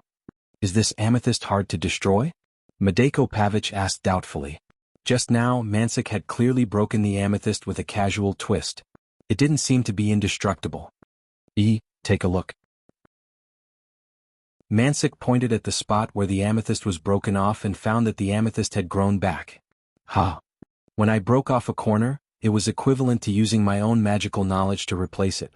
Mansik said, back then Wizard Merlin was the same. No matter how much he destroyed the fruit of wisdom, he didn't really destroy it. Instead he replaced it. He used his own magical knowledge to replace Morgan Le Fay's God-molting spell. In the end, he could only choose another method to stop Morgan Le Fay. If I keep destroying it, will I be able to release Morgan Le Fay? Maybe, Mansik said in an uncertain tone. Then do you want to release her? Of course not. After all, she's a legendary wizard. You can't guarantee that when you face her, you'll be able to control her and not be controlled by her. Then why did you bring me here? Hamsun took away the most outstanding wizard. Under normal circumstances, even if I gather all the remaining people, we won't be able to defeat him. The only way to defeat him is with her, Morgan Le Fay. As long as we bring her with us, we'll have unlimited power. Then we'll bring her with us. That's our biggest problem now, Mansik said. This purple crystal is too big. Unless we can find 20 strengthening spiritualists, we won't be able to move such a huge and heavy purple crystal. Then what? We can only rely on your manpower and resources. Can't other spells work? Only strengthening magicians can. Other spells can't be used on this purple crystal. Madiko Pavich thought about it and said, I can't do it alone, but are you sure you want me to bring people from the outside in? I can bring people out first. Then you can bring people in and move the things out. No problem. Gaia, how's Syndicate's training? Not bad. After you strengthened his body, his adaptability is very high. He's even better than Tiger. The difference between the two was very big. After all, from the optimization of the perfect potion to the simplification of the training method, the effect was much better than before. Syndicate's physical fitness was also very good. Syndicate looked like he was already in his 30s. His competitive level seemed to be declining. In fact, a person's physical fitness was at its best when they were 30 to 33. This was because a person's stamina, explosiveness, and reflexes had all reached a balance after a long period of training. People at this stage had the highest level of balance. Therefore, many athletes at this age might seem to have an obvious decline in their best sports, but it wasn't actually a decline in physical fitness. Instead, it was the improvement of the human body's overall ability. Syndicate was like this. His physical fitness had been adjusted to the best. Under these circumstances, the strengthening was naturally more effective than the young Tiger. I'll go take a look, Qin Zhao said. Qin Zhao drove to Gaia's gym. After greeting a few trainers along the way, he went straight to Gaia's private gym. As soon as he entered, he heard a heavy and sharp whistle. Faster, faster, faster. Your punches aren't fast enough and they aren't heavy enough. Faster, heavier. Chapter 2484. Hinga attacked Gaia crazily. He was practically using his full strength on the stage to attack. Gaia, on the other hand, had a watertight defense against him. No matter how fast his punches were or how strong he was, he couldn't move Gaia's shield. It felt as if the board was blocking the wall. No, even if it was a wall, he could shatter it. However, when his fist landed on the baffle, he felt as if his fist had landed on an iron wall. Hinga also realized that not only had his stamina recovered, but it was even better than before. He was stronger, faster, and more sensitive. If it was his previous opponent, he was confident that he could beat the crap out of his opponent within 3 rounds. But facing Gaia, he felt like he could be KO'd at any time. And this was not just his conjecture. Gaia would always end the day like this during every training session. This way of ending humiliated Xianjia greatly. It would destroy the confidence he'd just built up. Qin, you're here. Gaia turned to look at Qin, but then he yelled at Hinga. Continue. Don't be lazy. Indeed, Syndicate wanted to take a break with Qin Zhao's arrival. Gaia was definitely a demon coach. Okay, let him rest. Qin Zhao glanced at Hinga. Then, okay. The moment Gaia agreed, Hinga's hair stood on end. It's here. Danger is here. The almost instinctive reaction made Hinga feel the approaching danger. Hinga immediately went into a defensive position. Gaia glanced at Hinga and suddenly smiled. Not bad. You can predict danger in advance. This time, Gaia didn't punch. Instead, he walked toward Qin Zhao. Just then, Syndicate said, Boss, I'm not as strong as Miss Gaia, but I think I can beat Tiger. I can beat him until he's looking for his teeth on the floor. No, you can't. Qin Zhao shook his head. No, I can. Hinga still firmly believed that he could. Suddenly, Gaia turned around abruptly and rushed to Syndicate's front in 3 steps. Whoosh, Hinga did not even have time to raise his arms, and Gaia's fist was already inches away. Before Gaia's fist could even touch Hinga, Hinga could already feel the terrifying pressure. However, this time Gaia's fist deviated from Hinga's face and passed by his side. Sniff, Xanjia heard a sharp whistling sound. If this punch landed on his body, he would either die or be crippled. You probably need to be twice as strong as you are now to barely block that punch, Gaia said. That's roughly what Tiger showed back then. But since Tiger might not have used his full strength back then, he might have held back some of it. So, even if you're as strong as him, it's hard to guarantee that you'll win. That's right, Qin Zhao said. I don't need a barely maintained arena. I need your absolute power to crush me. How could I be twice as strong? Tiger can't be that strong. Neither can I. No, you can, Gaia said calmly. When your boss treated you a few days ago, he also stimulated your potential. You should feel that your physical fitness has been improving by leaps and bounds. What you can feel and what you can use is only a portion of your potential. When you truly grasp all of your strength, that will be the time for you to step into the ring. Gaia said indifferently. Potential? Hinga had indeed felt the changes in himself.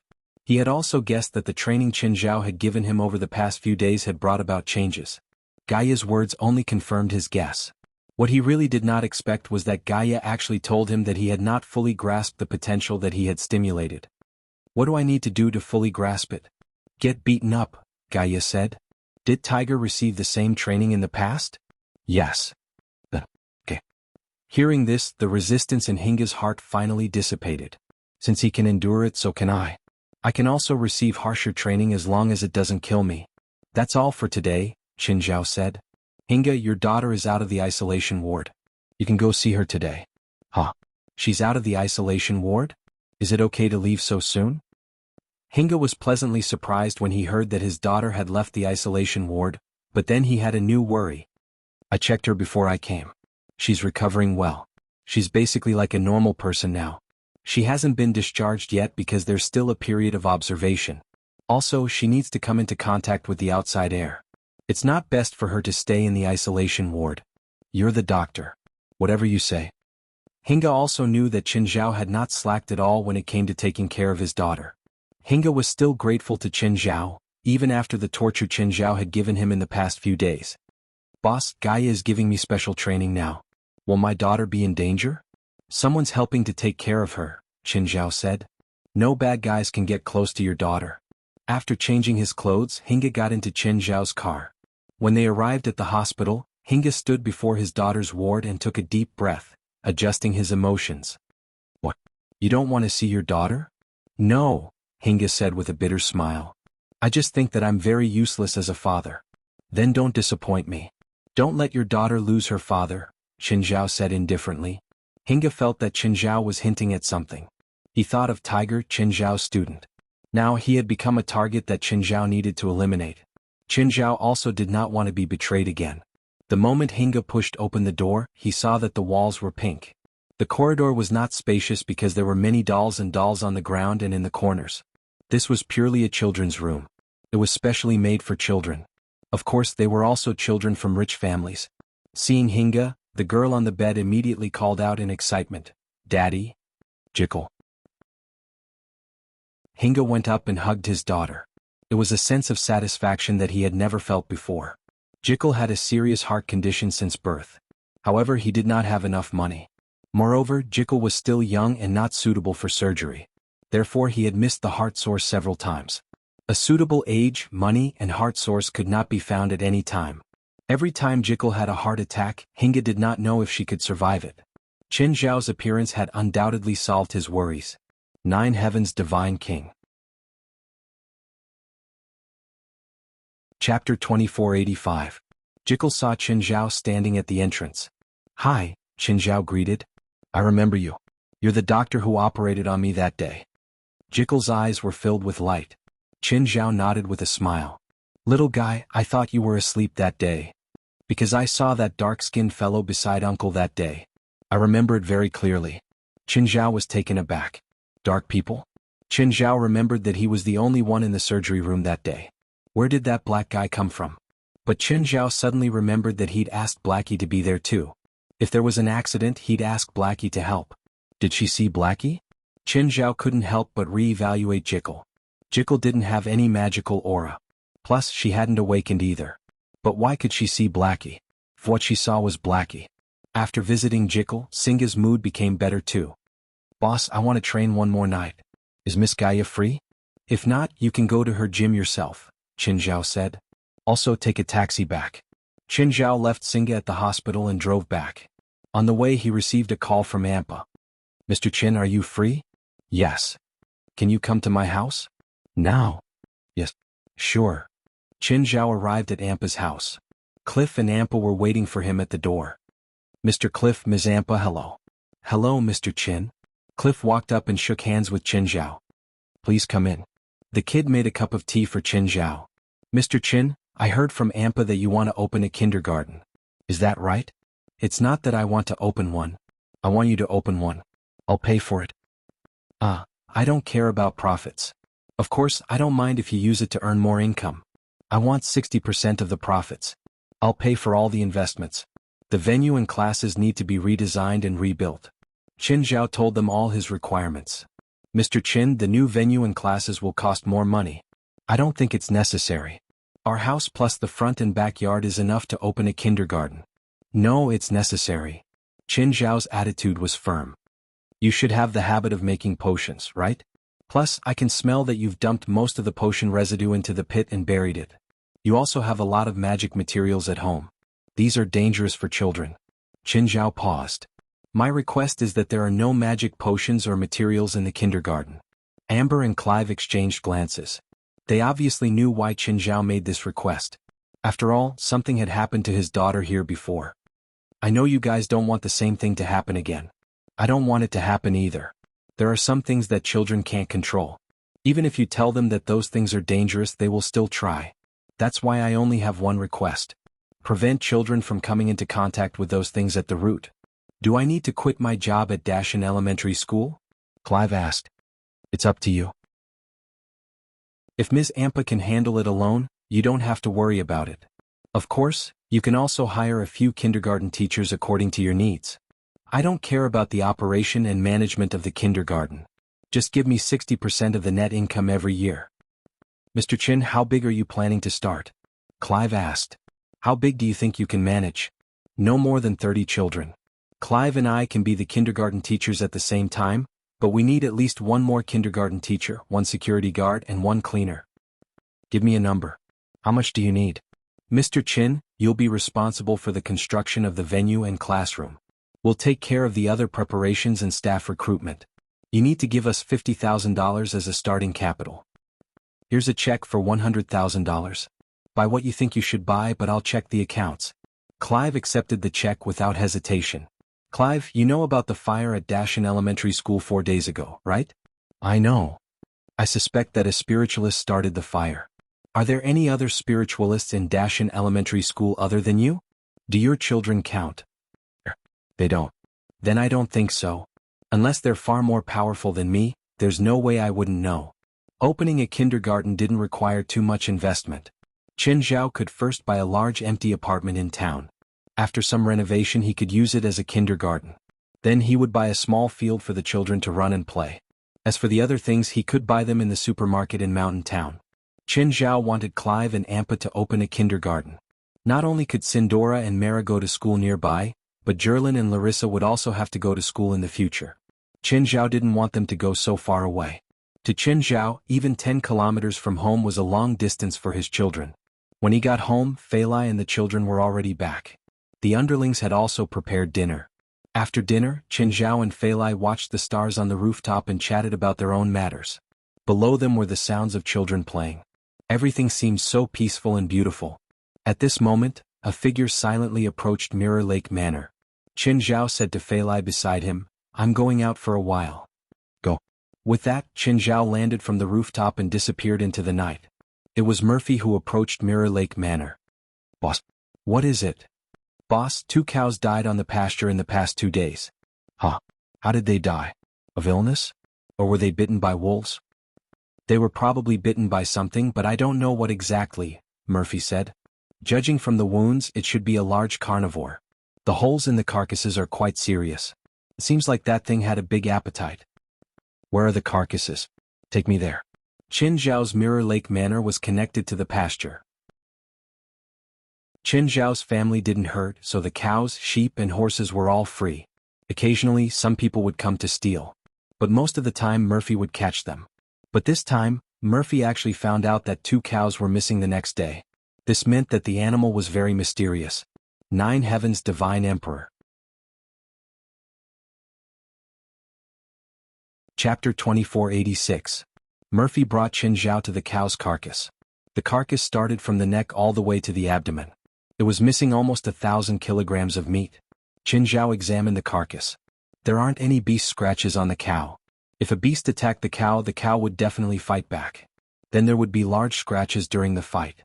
But there weren't any wounds on the cow. That was the biggest abnormality. Also, the only large carnivores here were wolves. Only a pack of wolves could kill a cow. Other small carnivores like lynx and puma couldn't kill cows. Plus they couldn't eat so much meat. Qin Zhao couldn't help but think of the crypt demons.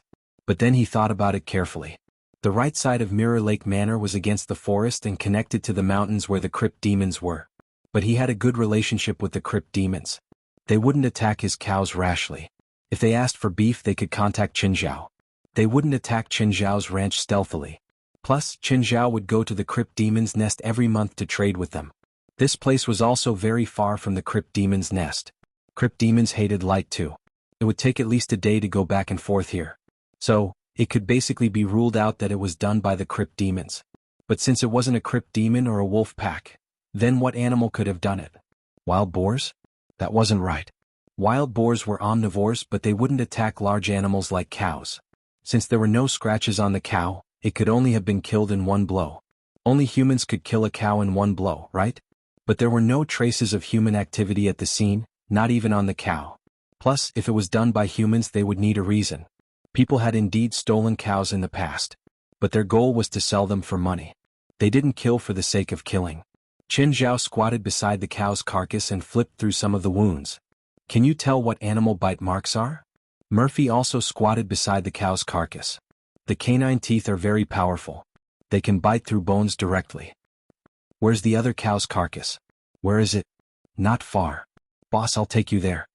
The other cow wasn't far from the first carcass. There was less than 300 meters between them. The wounds and marks were exactly the same as the first cow's corpse. The 2 cows were attacked around here.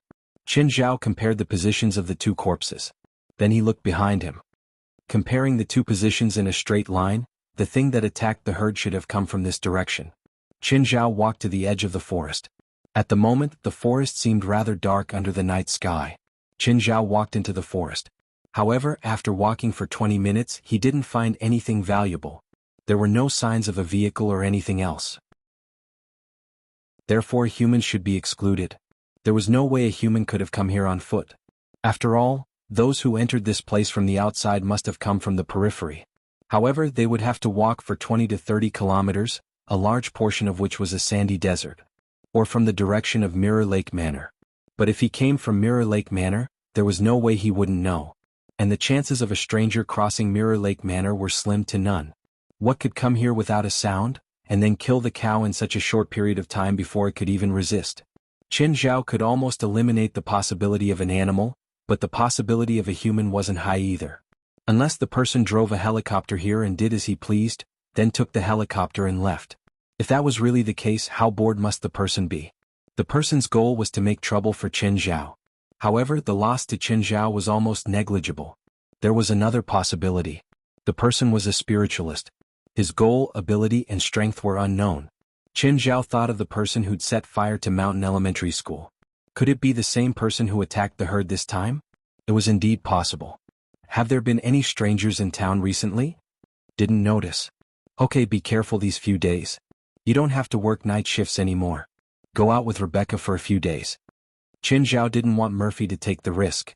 He didn't know if the person was human, what their goal was, or what strength they had. Although Murphy was a vampire, he didn't seem to have grown since Qin Zhao first met him. He had no chance of winning against most spiritualists. Qin Zhao had heard from his mom that a vampire's strength needed time to accumulate.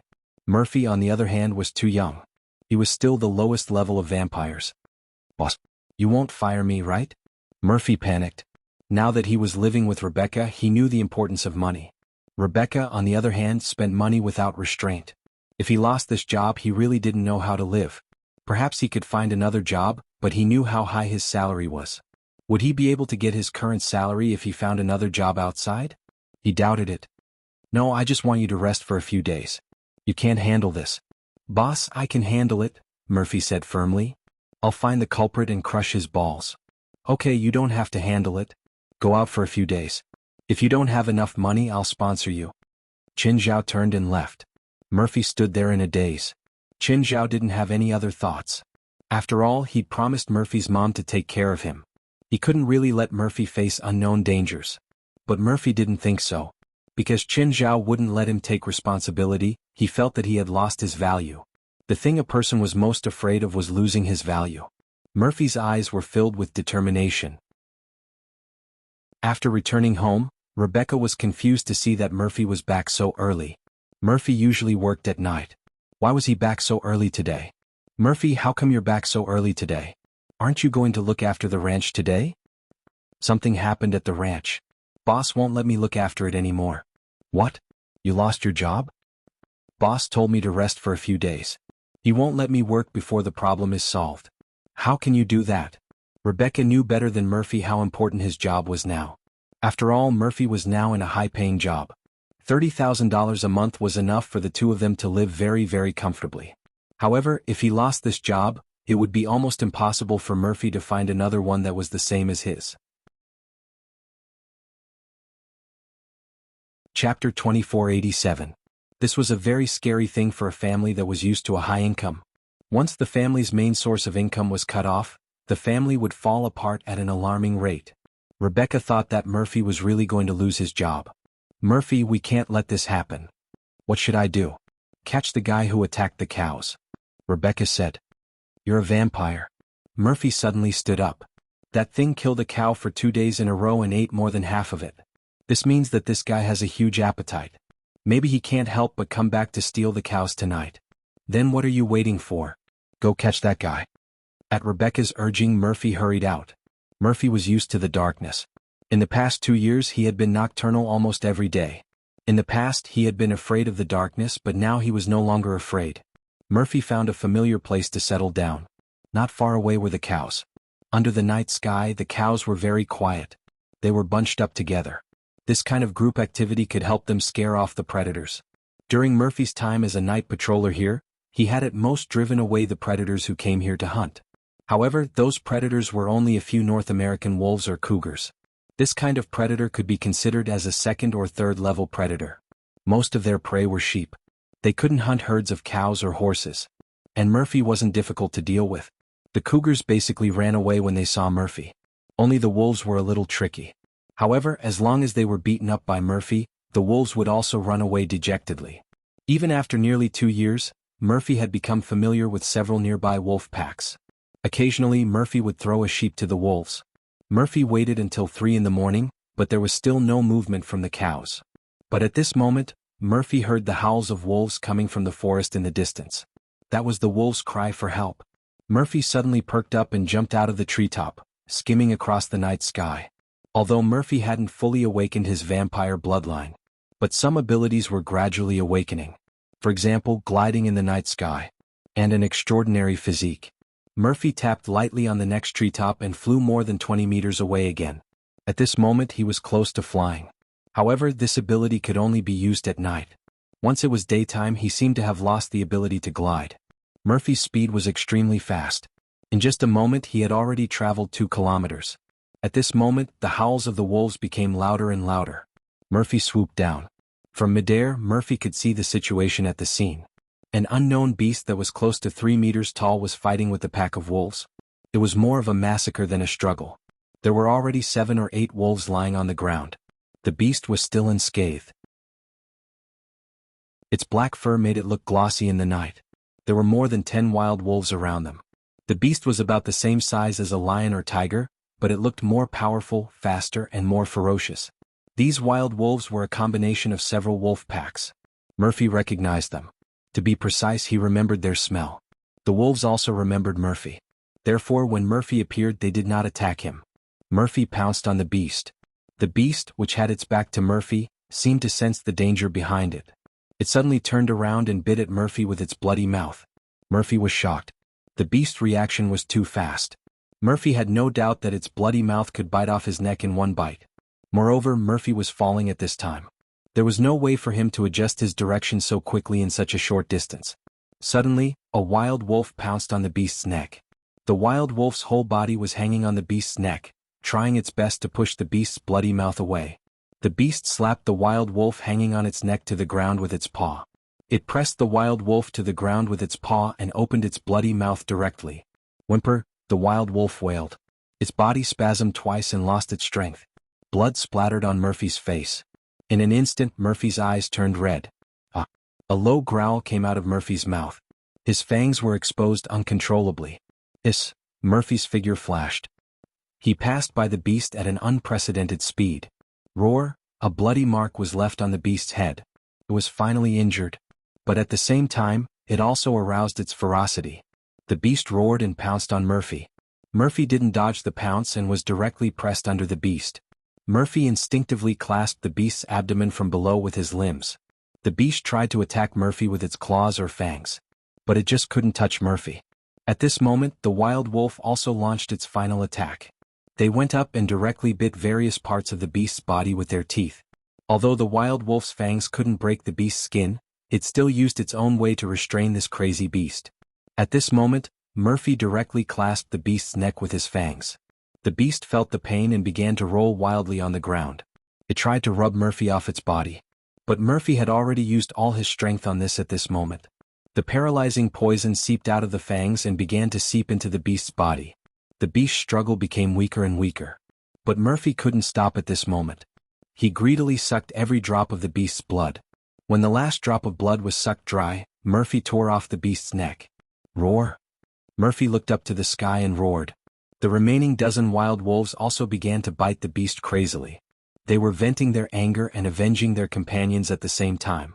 Soon these wild wolves dismembered the beast. Murphy gradually calmed down. At this moment, Murphy saw something glowing red in the wreckage of the beast. What is this?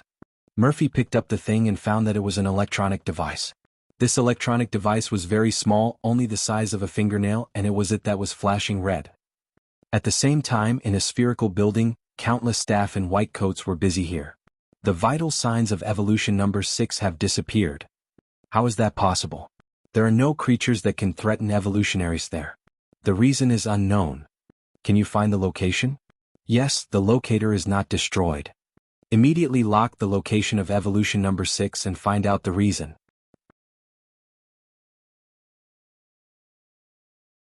Chapter 2488. Murphy. Rebecca saw Murphy, who was covered in blood, stumbling through the door. She immediately rushed forward to help him. Rebecca was frightened.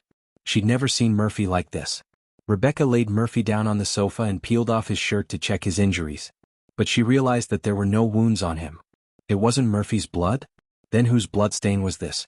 Rebecca suddenly felt that this was a tricky situation. Murphy didn't have any wounds, but he seemed to be in a bad state. Should she call the doctor? Or Qinzhao? Whoosh, whoosh, whoosh. Suddenly there was a whistling sound outside. What's that sound?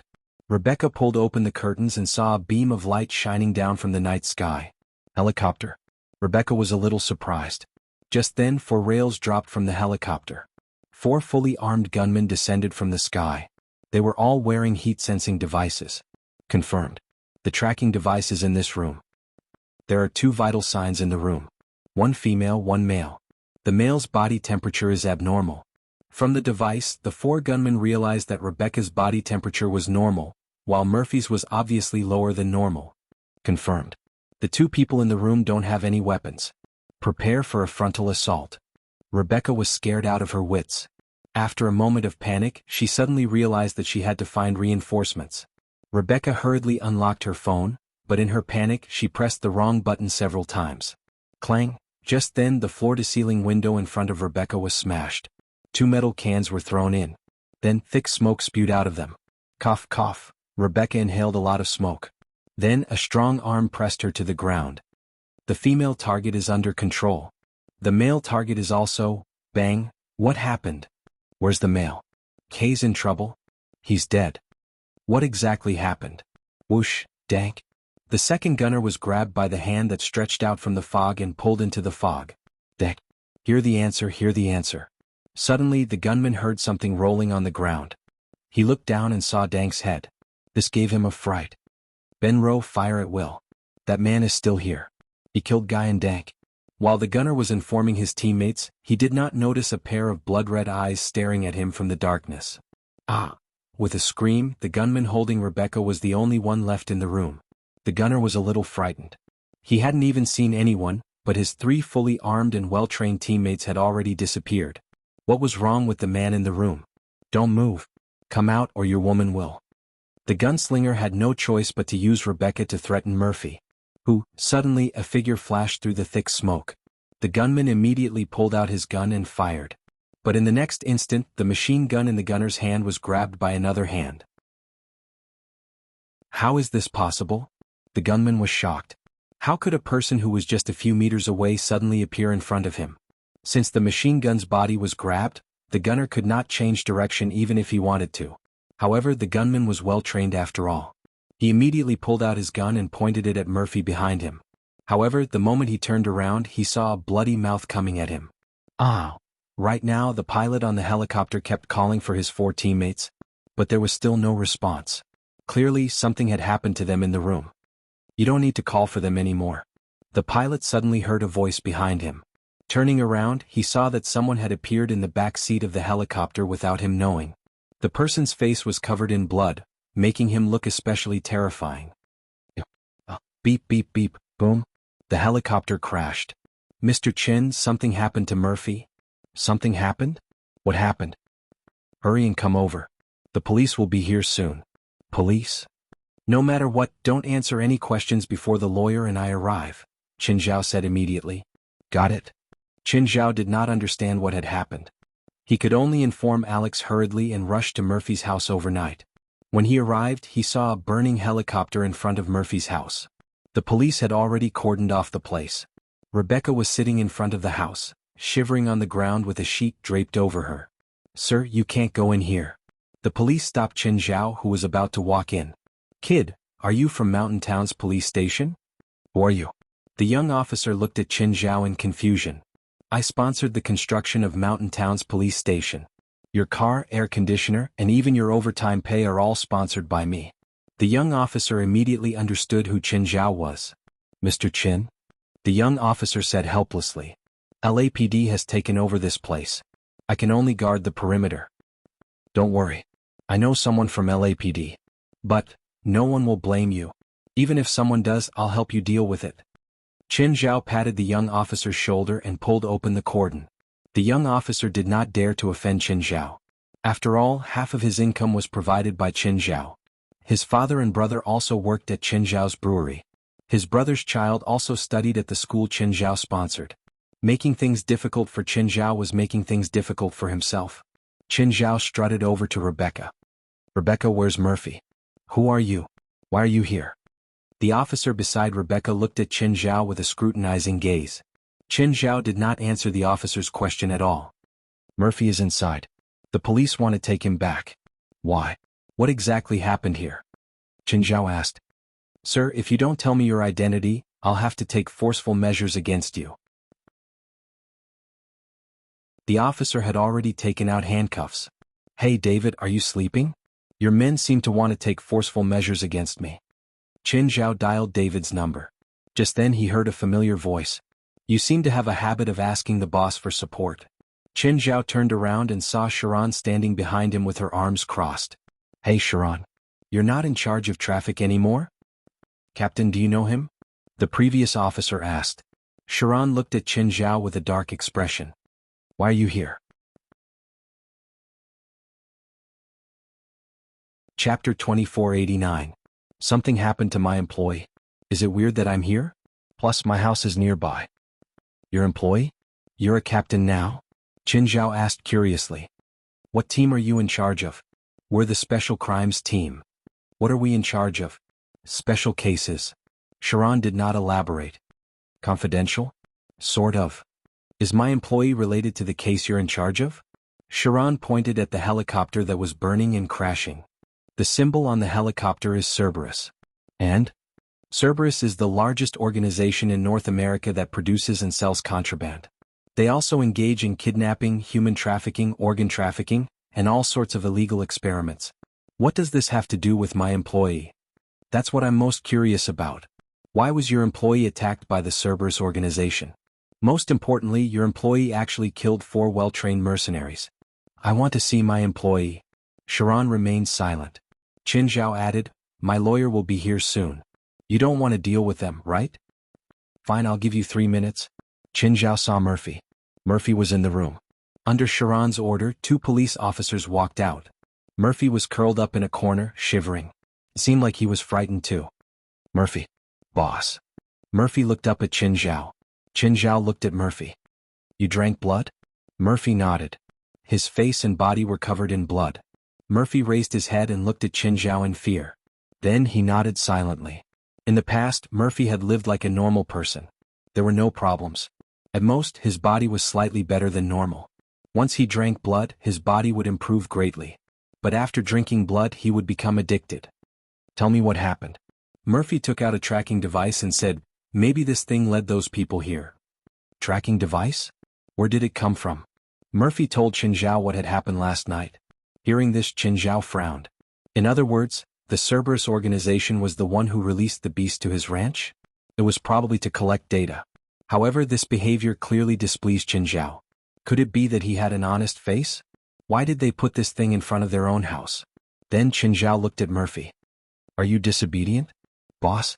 I'll deal with you later. When the police ask you later, just say that you don't know anything. You don't know why they attacked you. Boss, I killed 5 people, and even shot down a helicopter. That was self-defense. Why do you care so much? After that, Alex came. Qin Zhao left after saying a few words. Agnes, your son seems to be in trouble. What trouble? He's being chased by an organization called the Cerberus, and he drank human blood today. What's the specific situation? Qin Zhao told her everything he knew. After a moment of silence, Agnes said, you shouldn't have let Murphy take the risk. Please don't put the blame on me. I've already given him a few days off, but he insisted on taking the risk. I can't watch over him all the time. Let's not talk about who's responsible now. We need to solve the problem first. Fine. How do you want to solve it? Qin Zhao asked. I've never heard of this Cerberus organization. I need to investigate it. Then I'll wait for your good news. After Agnes ended the call, Sharon walked over. Qin, we're friends, right? Of course. Especially after you stopped checking my license on the road, we're real friends. So you didn't treat me as a friend before? It's hard to be friends with someone who always finds me on the road. Fine. I don't want to dwell on this. I want to know what information you have and how much do you know. My employee picked up a locator and was attacked by the Cerberus organization. If he's just a normal employee, how could he kill 4 fully armed mercenaries? Oh, and he shot down a helicopter. He's not a normal employee. He's the security guard of my manor. I'm not satisfied with this explanation. Other than this, I can't give you any other explanation. Qin Zhao shrugged. I've investigated him. He's only 20 and doesn't have any special training. How could he kill so many mercenaries? No matter how he killed those 5 people, at least his actions and motives are legal.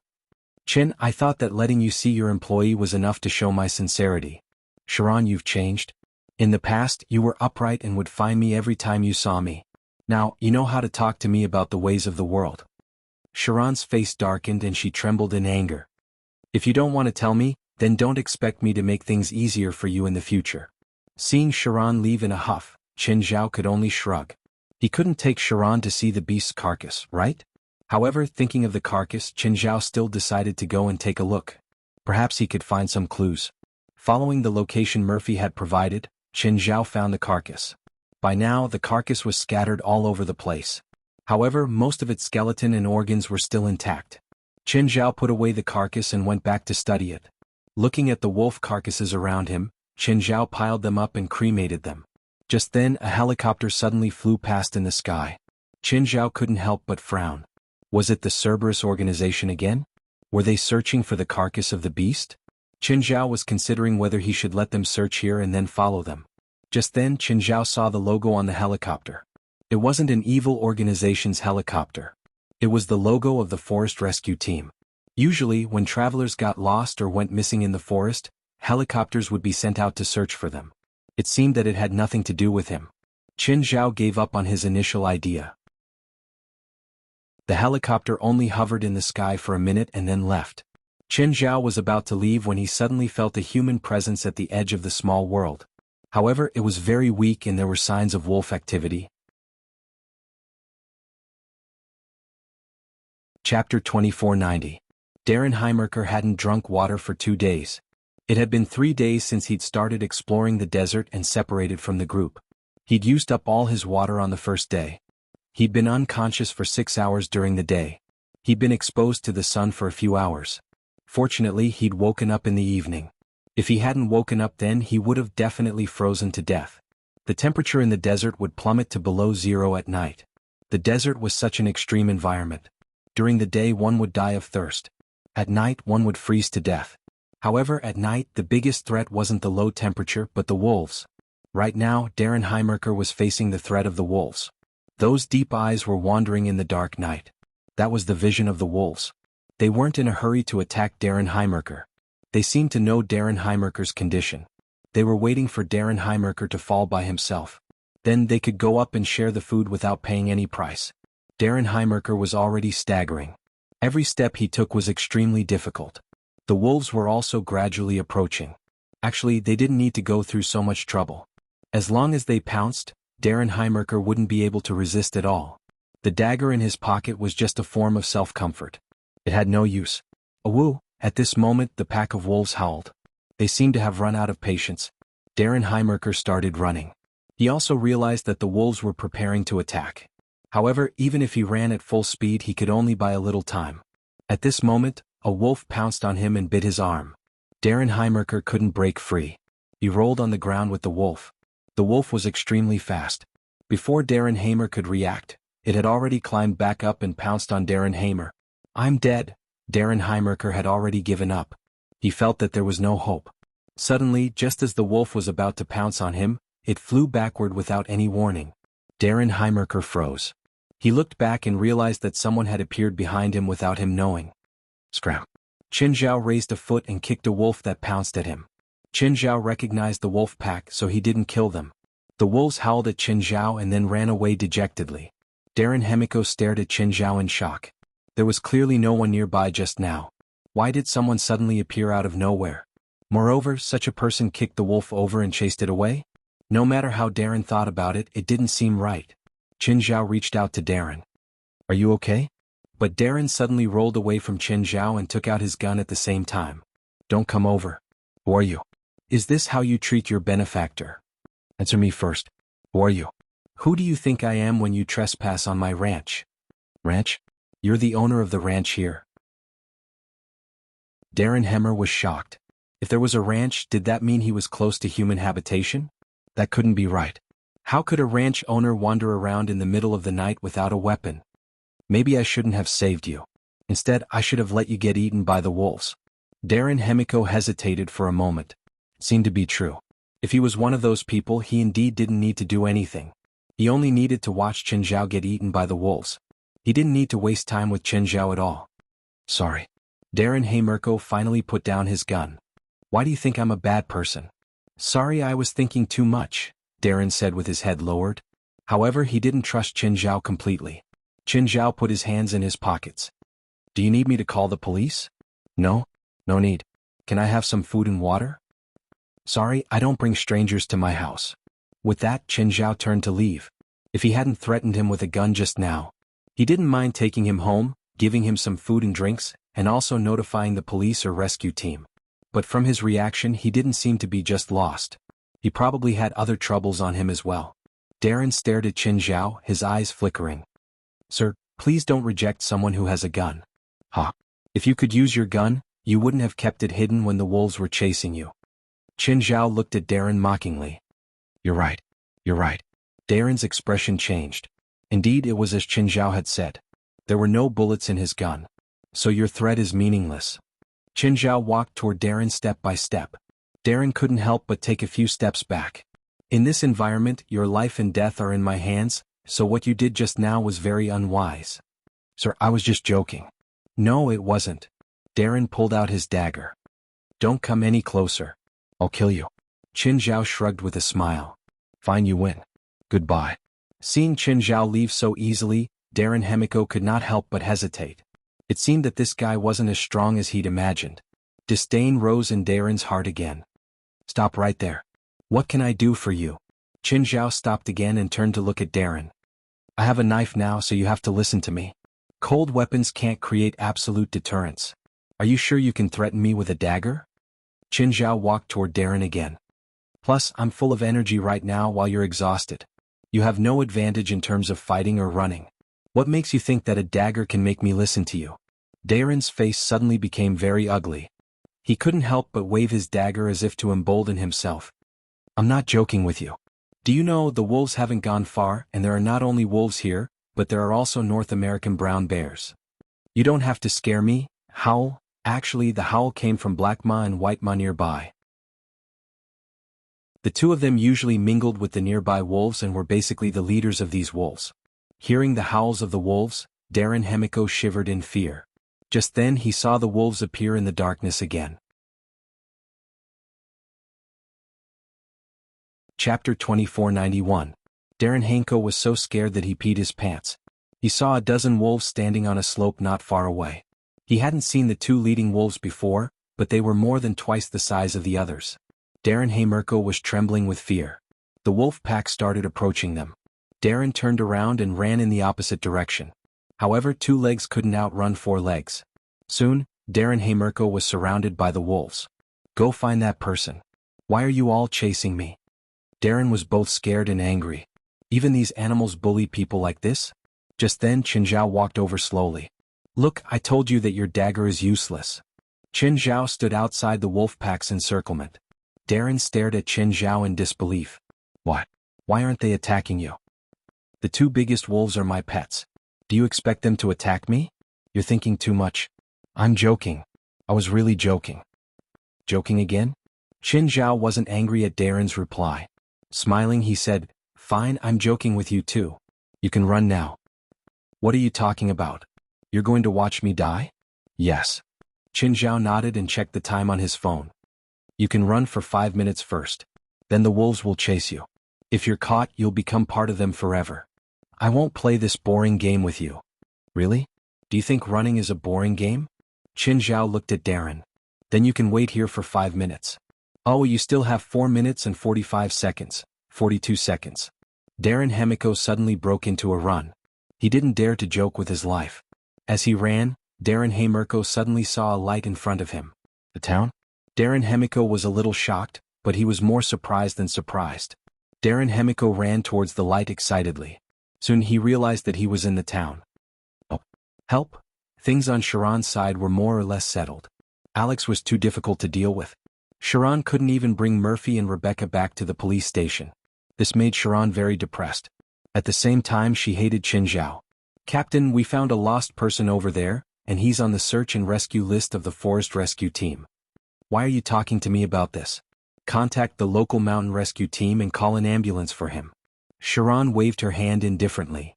Captain, that person carries a dagger with him. What's so strange about that? It's normal for people to carry a dagger in the desert. Captain, look. The subordinate handed a dagger to Sharon. She took it and saw a mark on the handle, Cerberus. Sharon couldn't help but frown. Where is he? The subordinate brought Sharon to Darren Himiko. I'm going to call the police. Someone wants to kill me, someone wants to kill me, Darren Himiko shouted. Who wants to kill you? You can tell us, Sharon said. An Asian. That asterisk shoal met me in the desert and released a wolf pack to chase me. He wants the wolves to eat me. Asian? Wolfpack. Sharon's first thought was Qin Zhao. Qin Zhao had only left for less than an hour. How did he meet him in the desert again? Bullshit. Just then an old policeman shouted, There are only two wolves in Chen's family, Black Ma and White Ma. They're two good kids. This was a policeman from the Dashan police station. Black Ma and White Ma would usually wander around the town. After spending more time with them, he naturally fell in love with Black Ma and White Ma. Sometimes, Black Ma and White Ma would even help the police station and the townspeople. Sometimes, when the children in the town got lost, the two of them would volunteer to help look for them. With their sense of smell, they would most likely be able to find them. If someone said that Qinzhao released a wolf to bite people, no one would believe it. Outsiders like Sharon might believe it, but the townspeople definitely wouldn't. Seeing this, Sharon knew that it was useless to ask Qinzhao. Qinzhao had 10,000 ways to avoid it. Even if it was true and Darren Hamiko's confession was useless. What's the matter? Bring him back first. Wait. I need treatment. I need to go to the hospital. Sir, I'll bring the doctor to you. As for the hospital, you don't have to go. Why? I'm a legal citizen. I have the right to ask for treatment at the hospital. I'm afraid not. I suspect that you're involved in some illegal organization and work, so you need to be investigated. Cerberus Research Base, is there any progress on number 6 accidental death? Muato, the security team sent an armed helicopter and a team to the coordinates sent by the locator, but they're all dead. The helicopter also crashed and attracted the police's attention. All dead? Are you sure you won't be exposed? Number 6 accidental death is an accident, but Darren Hamiko's betrayal is the biggest problem. You still haven't caught Darren Hamiko? He's already in the police's hands. Once his identity in our organization is exposed, our research base will be affected. It's best to move away before the police find us. How much information does Darren Hamiko know about us? Other than the location of the research base, he also stole 3 sets of research materials. What about his family? Muato asked coldly. When he joined our organization, it was premeditated. The information we found about his family has nothing to do with him. Even the longing he shows for his family is just an act. Go back and tell all the evolved people, Muato said. Also, pack up immediately. We have to leave in 3 days. 3 days is a bit of a rush. If possible, I want to leave now, but there are some equipment we can't abandon. What about the orders we have now? They're all from our old customers. We can't lose them. After thinking for a while, Muato said, 5 days. At most 5 days. We have to leave. Pack whatever you can. The research team and development team will leave for the second base first. The production line will be the last to pack. 9 Heavens Divine King. Chapter 2492. Tiger. Tiger looked up at Bach, who was walking in. Bach, you haven't been here for 2 days. Tiger's tone was filled with dissatisfaction.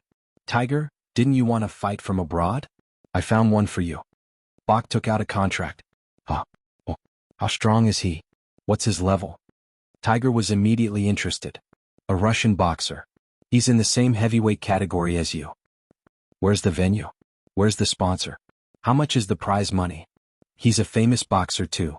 He's already gotten $200 million in sponsorships. 200 million? Tiger sucked in a cold breath. That high. How do we split the prize money? Winner takes all, Bach said. Winner takes all? Does that mean I can get at least 200 million? Tiger was excited. The other party wants us to get more than $200 million. Otherwise the contract's off. When's the fight? Next Friday. The arena is set in Russia. That means there's only 1 week left. Can we get that many sponsors? 200 million isn't a small amount. So you can't stay at home all day, Bach said. You have to have enough exposure in the media. Also, you have to spend some money to buy popularity. Got it. Tiger nodded. Bach, do you still have the devil's potion you gave me last time? Do you still want it? Bach looked at Tiger in shock. He didn't expect Tiger to make such a request. In the past, Tiger was such a proud person. He would scoff at any illegal drugs. But now, he actually made such a request. He didn't know that Tiger's mentality had changed. On one hand, the devil's potion was very effective and had no obvious side effects. On the other hand, he was suddenly worried about this challenge. To be able to get $200 million in sponsorships meant that the other party's reputation couldn't be underestimated. Even if he stayed at his peak every year, it would be hard for him to win that much in the ring. The prize money from this match was enough for him to fight in the ring for a few years. Of course, he would pay more attention. Yes, but it's not cheap. Not cheap? How much? 10 million, Bach said. What? $10 million? Tiger suddenly stood up and stared at Bach angrily. Bach, you're too much. Are you trying to tell me that the medicine you gave me last time was worth $10 million? Even if you want to get money from me, you should at least find a reasonable reason. You can't just randomly raise the price tag and it's such an outrageous price. He had also been working with Bach for some time. He roughly knew how much Bach was worth. His net worth was around 2 to 3 million USD. Would he spend $10 million to give her something? It was obviously impossible. Last time it was a trial product. The other party took the initiative to give it to you. It's not the real deal. Bah, he said in a calm tone, and the effect of the genuine product is better than the trial product. Think about it, just the effect of the trial product has already allowed your strength to achieve a qualitative leap. Is the price of the genuine product still considered expensive? But this price is too expensive. Can you negotiate with the other party? There's no bargaining. This kind of medicine needs to be custom-made. It's not something you can buy even if you have money. Moreover, if you don't have contacts, you won't be able to buy it at all. Bach said, "Why don't I give you the contact information of the seller and you contact them yourself?" Forget it, you do the contact. Tiger knew he wasn't cut out for that. It was better to leave some things to Bach. Even if he knew he would get a certain amount of commission. But there was no other way. Some things were worth Bach's responsibility. For example, if he contacted the other party and they recorded it, it would be a devastating blow to him. Whether it was a sports star or an entertainment star, they all needed agents and assistants. That was because most of the time, they needed agents and assistants to contact people they weren't suitable to contact. Sign the contract so I can reply to them. Tiger didn't think too much and signed the contract quickly. Arrange for me to go abroad as soon as possible. I need to go there and adapt to the local environment in Russia. Rather than saying adapt, it was more like escaping. Bach muttered in his heart. Tiger was already so strong. How much did he fear that teacher of his? Got it. Bach nodded. I'll arrange it for you as soon as possible. Hello, Mr. Muato, I'm Bach. We've contacted before. I remember you, Bach. You're the agent of a sports star, right? Yes, Mr. Muato. I'm contacting you this time to buy a complete devil's mixture from you. Sure, but we need to move our production base so we can't make it for you immediately. You'll have to wait for 2 weeks. Mr. Muato, I need it urgently. We can negotiate the price. I'm not trying to bargain with you. We've indeed run into some trouble. We need to move our production base and lab. Mr. Muato, don't you want to hear my price? Price? How much are you offering? $3 million, Bach said. Muato's eyes flashed and he hesitated. His public price was $1 million for one mixture. And the price that he gave him was indeed very tempting. Although they'd already developed the finished product. They'd also started turning it into merchandise. But it was still in the beginning stages. They couldn't break even yet. Also, they ran into trouble recently. The entire lab had to be moved. That was another large sum of money. He'd already invested all the money he could. There was still a huge gap. $5 million. Just as Muato was about to reply, Bach raised the price again. Mr. Muato, you know that I'm the agent of a sports star. In my company there are many sports stars. We'll need more than one. As long as you're willing to help me, I'll be your biggest client in the near future. $5 million? Muato was finally tempted. Bring me the hair and blood samples as soon as possible. It's best if you can provide them to me today. Sure. Happy cooperation. Happy working with you, Muato thought to himself. Although time was tight, Bach's suggestion was indeed tempting. Jiuqian Divine Emperor. Chapter 2493. Muato contacted his superior again. Mr. Vincent. What's the matter? One of our researchers betrayed us. He escaped from the institute and took some research data with him. According to our insider, the researcher is now in the hands of the police. I don't know how much information Darren Hanko will expose about the institute, and I don't know what the government will do after obtaining this information. However, there is a high probability that the research base will be exposed. Currently, I am arranging for the relocation of the institute, but time is running out. If the government takes action earlier than we expected and mobilizes the army, then the institute is likely to be destroyed. How much force do you expect the government will mobilize? There's something very dangerous in the research data that Darren Hanko stole. So, I think that once the government analyzes this data, it's very likely that they won't allow us to exist. So, they'll send a regiment of soldiers and they'll probably carry heavy weapons. If the US Army uses heavy weapons to wipe out our research institute, the ground units will suffer a devastating blow. At that time, our ground defense system will be destroyed for no reason. I will send some forces to defend you. Mr. Vincent, should we focus on retreating? It's just a regular regiment of armed forces. It's still within the acceptable range. Muoto could feel that Vincent's tone was full of confidence and even expectation. In addition, there is one more thing. One of our experimental subjects, Evolver number 6, was killed when he was collecting data in the real environment. The tracking device installed on Evolver number 6 was also taken away. When I sent an armed team to investigate, they also encountered an accident. Mr. Vincent, should I increase the number of people I have? You didn't put the experimental subjects in a densely populated area, did you? Not in a densely populated area, but in a forest area about 40 kilometers away from a small town. Have you found out the identity of the other party? A young man in his early 20s. All I can find out is that he is a rich man's security guard. He is responsible for patrolling the forests and pastures around the rich man's manor. There is no special information about him. Have you investigated the rich man? According to the local investigation, the rich man's net worth is more than $1 billion. Try not to provoke this kind of person, Vincent said. Even though he had absolute power, he did not want to provoke rich people. Rich people were a very troublesome group in this country. They would fight among themselves for benefits, but if a force from outside their circle intervened and harmed any of them, they would become extremely united. And every single one of them had unparalleled influence. If the entire group united, they could even shake an entire country. Thus, even Vincent did not like to provoke these rich people. Tiger has already signed the contract. The competition is next Friday and the arena is in Moscow, Russia. Moscow, Russia? Qin Zhao frowned. Why there? It's too far away. Qin Zhao planned to watch the competition, but the venue was set there. This gave him a headache. In principle, he was not willing to go so far for such a small matter. At present, in addition to the North American region, several other top heavyweight boxers are from Eastern Europe. In addition, most of the broadcast rights were sold to European television stations.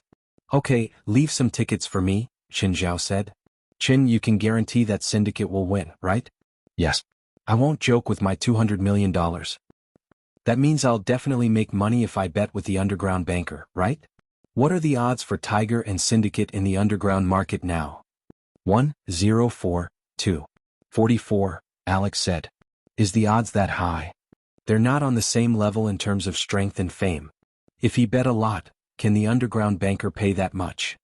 Qin, if you bet a few $100 million, the underground banker will definitely go back on his word. But if it's only a few tens of millions, the underground banker will consider your strength and won't risk offending you. Help me place a bet of $50 million US. Also, keep an eye on the banker. If he does anything wrong, let me know. Qin, are you sure you want to bet $50 million? It's quite risky. I've already bet $200 million. Why would I care about $50 million? Fine. You're the boss. Whatever you say. I'll bet $5 million too. As soon as Qin Zhao hung up, he received a call from West. President, I need to discuss something with you. What? I heard you're organizing a boxing match, right? Yes. What's wrong? Our association still has more than $10 million left this year. You want to bet too? Yes. If we can make money this time, we'll have more funds next year. Sure.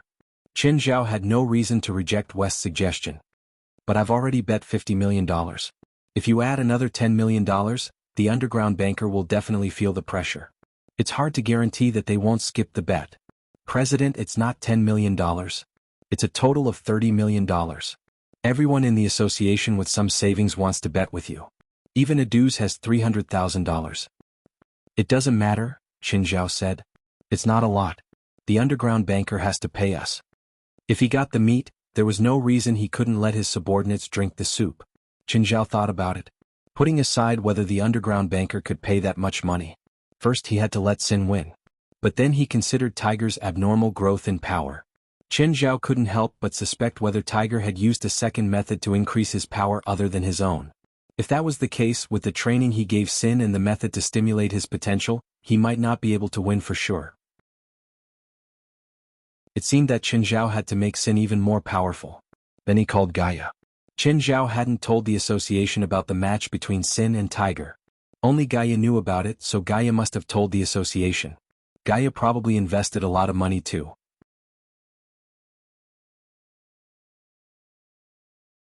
Chapter 2494. Xanjia, today's training ends here, Gaia called. Xanjia looked at Gaia in surprise. It's only been an hour. Why are you so fast? Not only was the training duration wrong, but the way it ended was also wrong. Every time Gaia finished training, Xanjia would KO him with one punch. Then he would spasm on the ground for 20 minutes or pass out. But this time, Gaia only told him verbally that the training was over. Why is today's training so short? Your boss has other plans for you. Other plans? For some reason, Xanjia had a bad feeling about this. I'll take you to see your boss. Sitting in Gaia's car, Xanjia felt like he was about to escape. For some reason, the closer he got to his destination, the more danger he felt. But Gaia kept driving with one hand and leaning against the window with the other.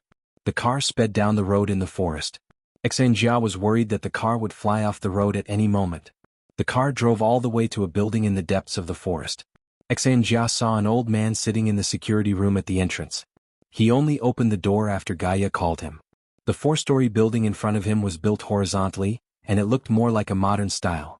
But for some reason, Xanjia always had a creepy feeling. Many eyes seemed to be staring at him from the glass windows of the building.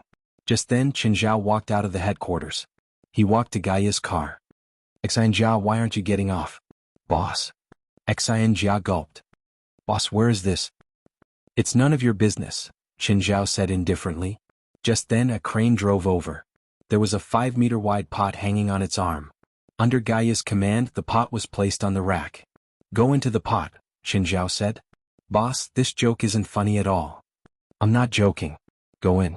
You want to cook me? My intention isn't to cook you, but the process is similar. Xanjia's expression stiffened. Seeing Chinzhao's serious gaze, he suddenly turned to run. But as soon as he turned around, Gaia punched his stomach. Xanjia fell to the ground in pain. However, he did not lose consciousness. He could feel Gaia lifting him up. Then, with a forceful throw, Xanjia was thrown several meters into the air before being thrown into the cauldron. Then, a large amount of liquid was poured in. It was a very fishy smell. It seemed to be the blood of some animal. Syndicate had also regained some of his strength. He wanted to climb out of the cauldron. However, the curved edges and the slippery bottom of the pot made it impossible for him to reach the edge of the pot, much less climb out. Just then, another large bone was thrown in from outside. Then there were all kinds of herbs. Syndicate was getting more and more terrified. This step was like stewing soup.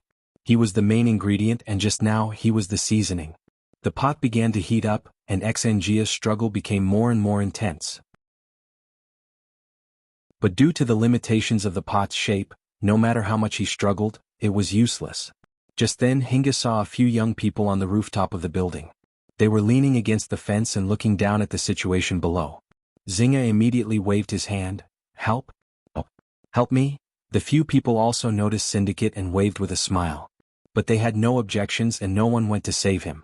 Syndicate did not understand what was going on here. What was wrong with these people? Also, what was Chinzhao and Gaia doing? He could not understand. He could not understand. Chinzhao had clearly invested so much in him. Why would he do this? Could it be that everything that happened before was just a fool? Syndicate thought about how Chinzhao had shown his bad taste many times before. He suddenly felt that this was the real Chinzhao. He had given himself hope, then killed himself in a cruel way. The water temperature rose very slowly, but this increased Syndicate's fear. Syndicate suddenly felt that Chinzhao was going to cook him. Then it seemed reasonable for him to discuss Chinzhao before he died. The water was still heating up. Determined to die, Syndicate polluted the water in the pot. However, Syndicate waited for half an hour. The water temperature remained around 60 degrees. It was hot but not scalding.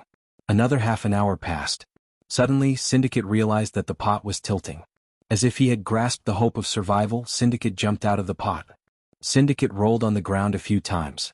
Syndicate stood up and started running. But before he could take a step, his foot was hooked and he rolled on the ground. Where are you going? Chinzhao asked Syndicate. I've had enough of you, you bunch of lunatics. Syndicate roared and jumped up as if he was going to fight Chinzhao. President, I bet $800,000 on him, an elite said, clenching his fists. Don't fight. Let me do it. Xanjia glanced at Ang Elite. What kind of person did he think he was? This man wasn't that strong. Syndicate swung his fist at Ang Elite. However, Ang Elite was faster than him and easily dodged Syndicate's attack. Then he threw an uppercut and Syndicate fell to the ground. Thankfully this punch felt weaker than Gaia's. But soon he was controlled again. Then he was thrown back into the pot. The water in the pot was changed again. Then he was added. Finally he was thrown in. Syndicate felt like he was going crazy. Either these people were crazy or they were crazy. This time, Syndicate gave up resisting and let the lunatics cook him. But 2 hours later, Syndicate realized that he wasn't cooked. It was just a repeat of the previous process. He was thrown out of the pot, then the water was changed and the ingredients were added. He was sent into the pot for the third time. The first time he thought it was because he had polluted the pot. But the second time he accepted his fate. They still changed the water for him. Syndicate couldn't understand this strange and mysterious action at all. Then he went in and out of the pot for the fourth time and the fifth time.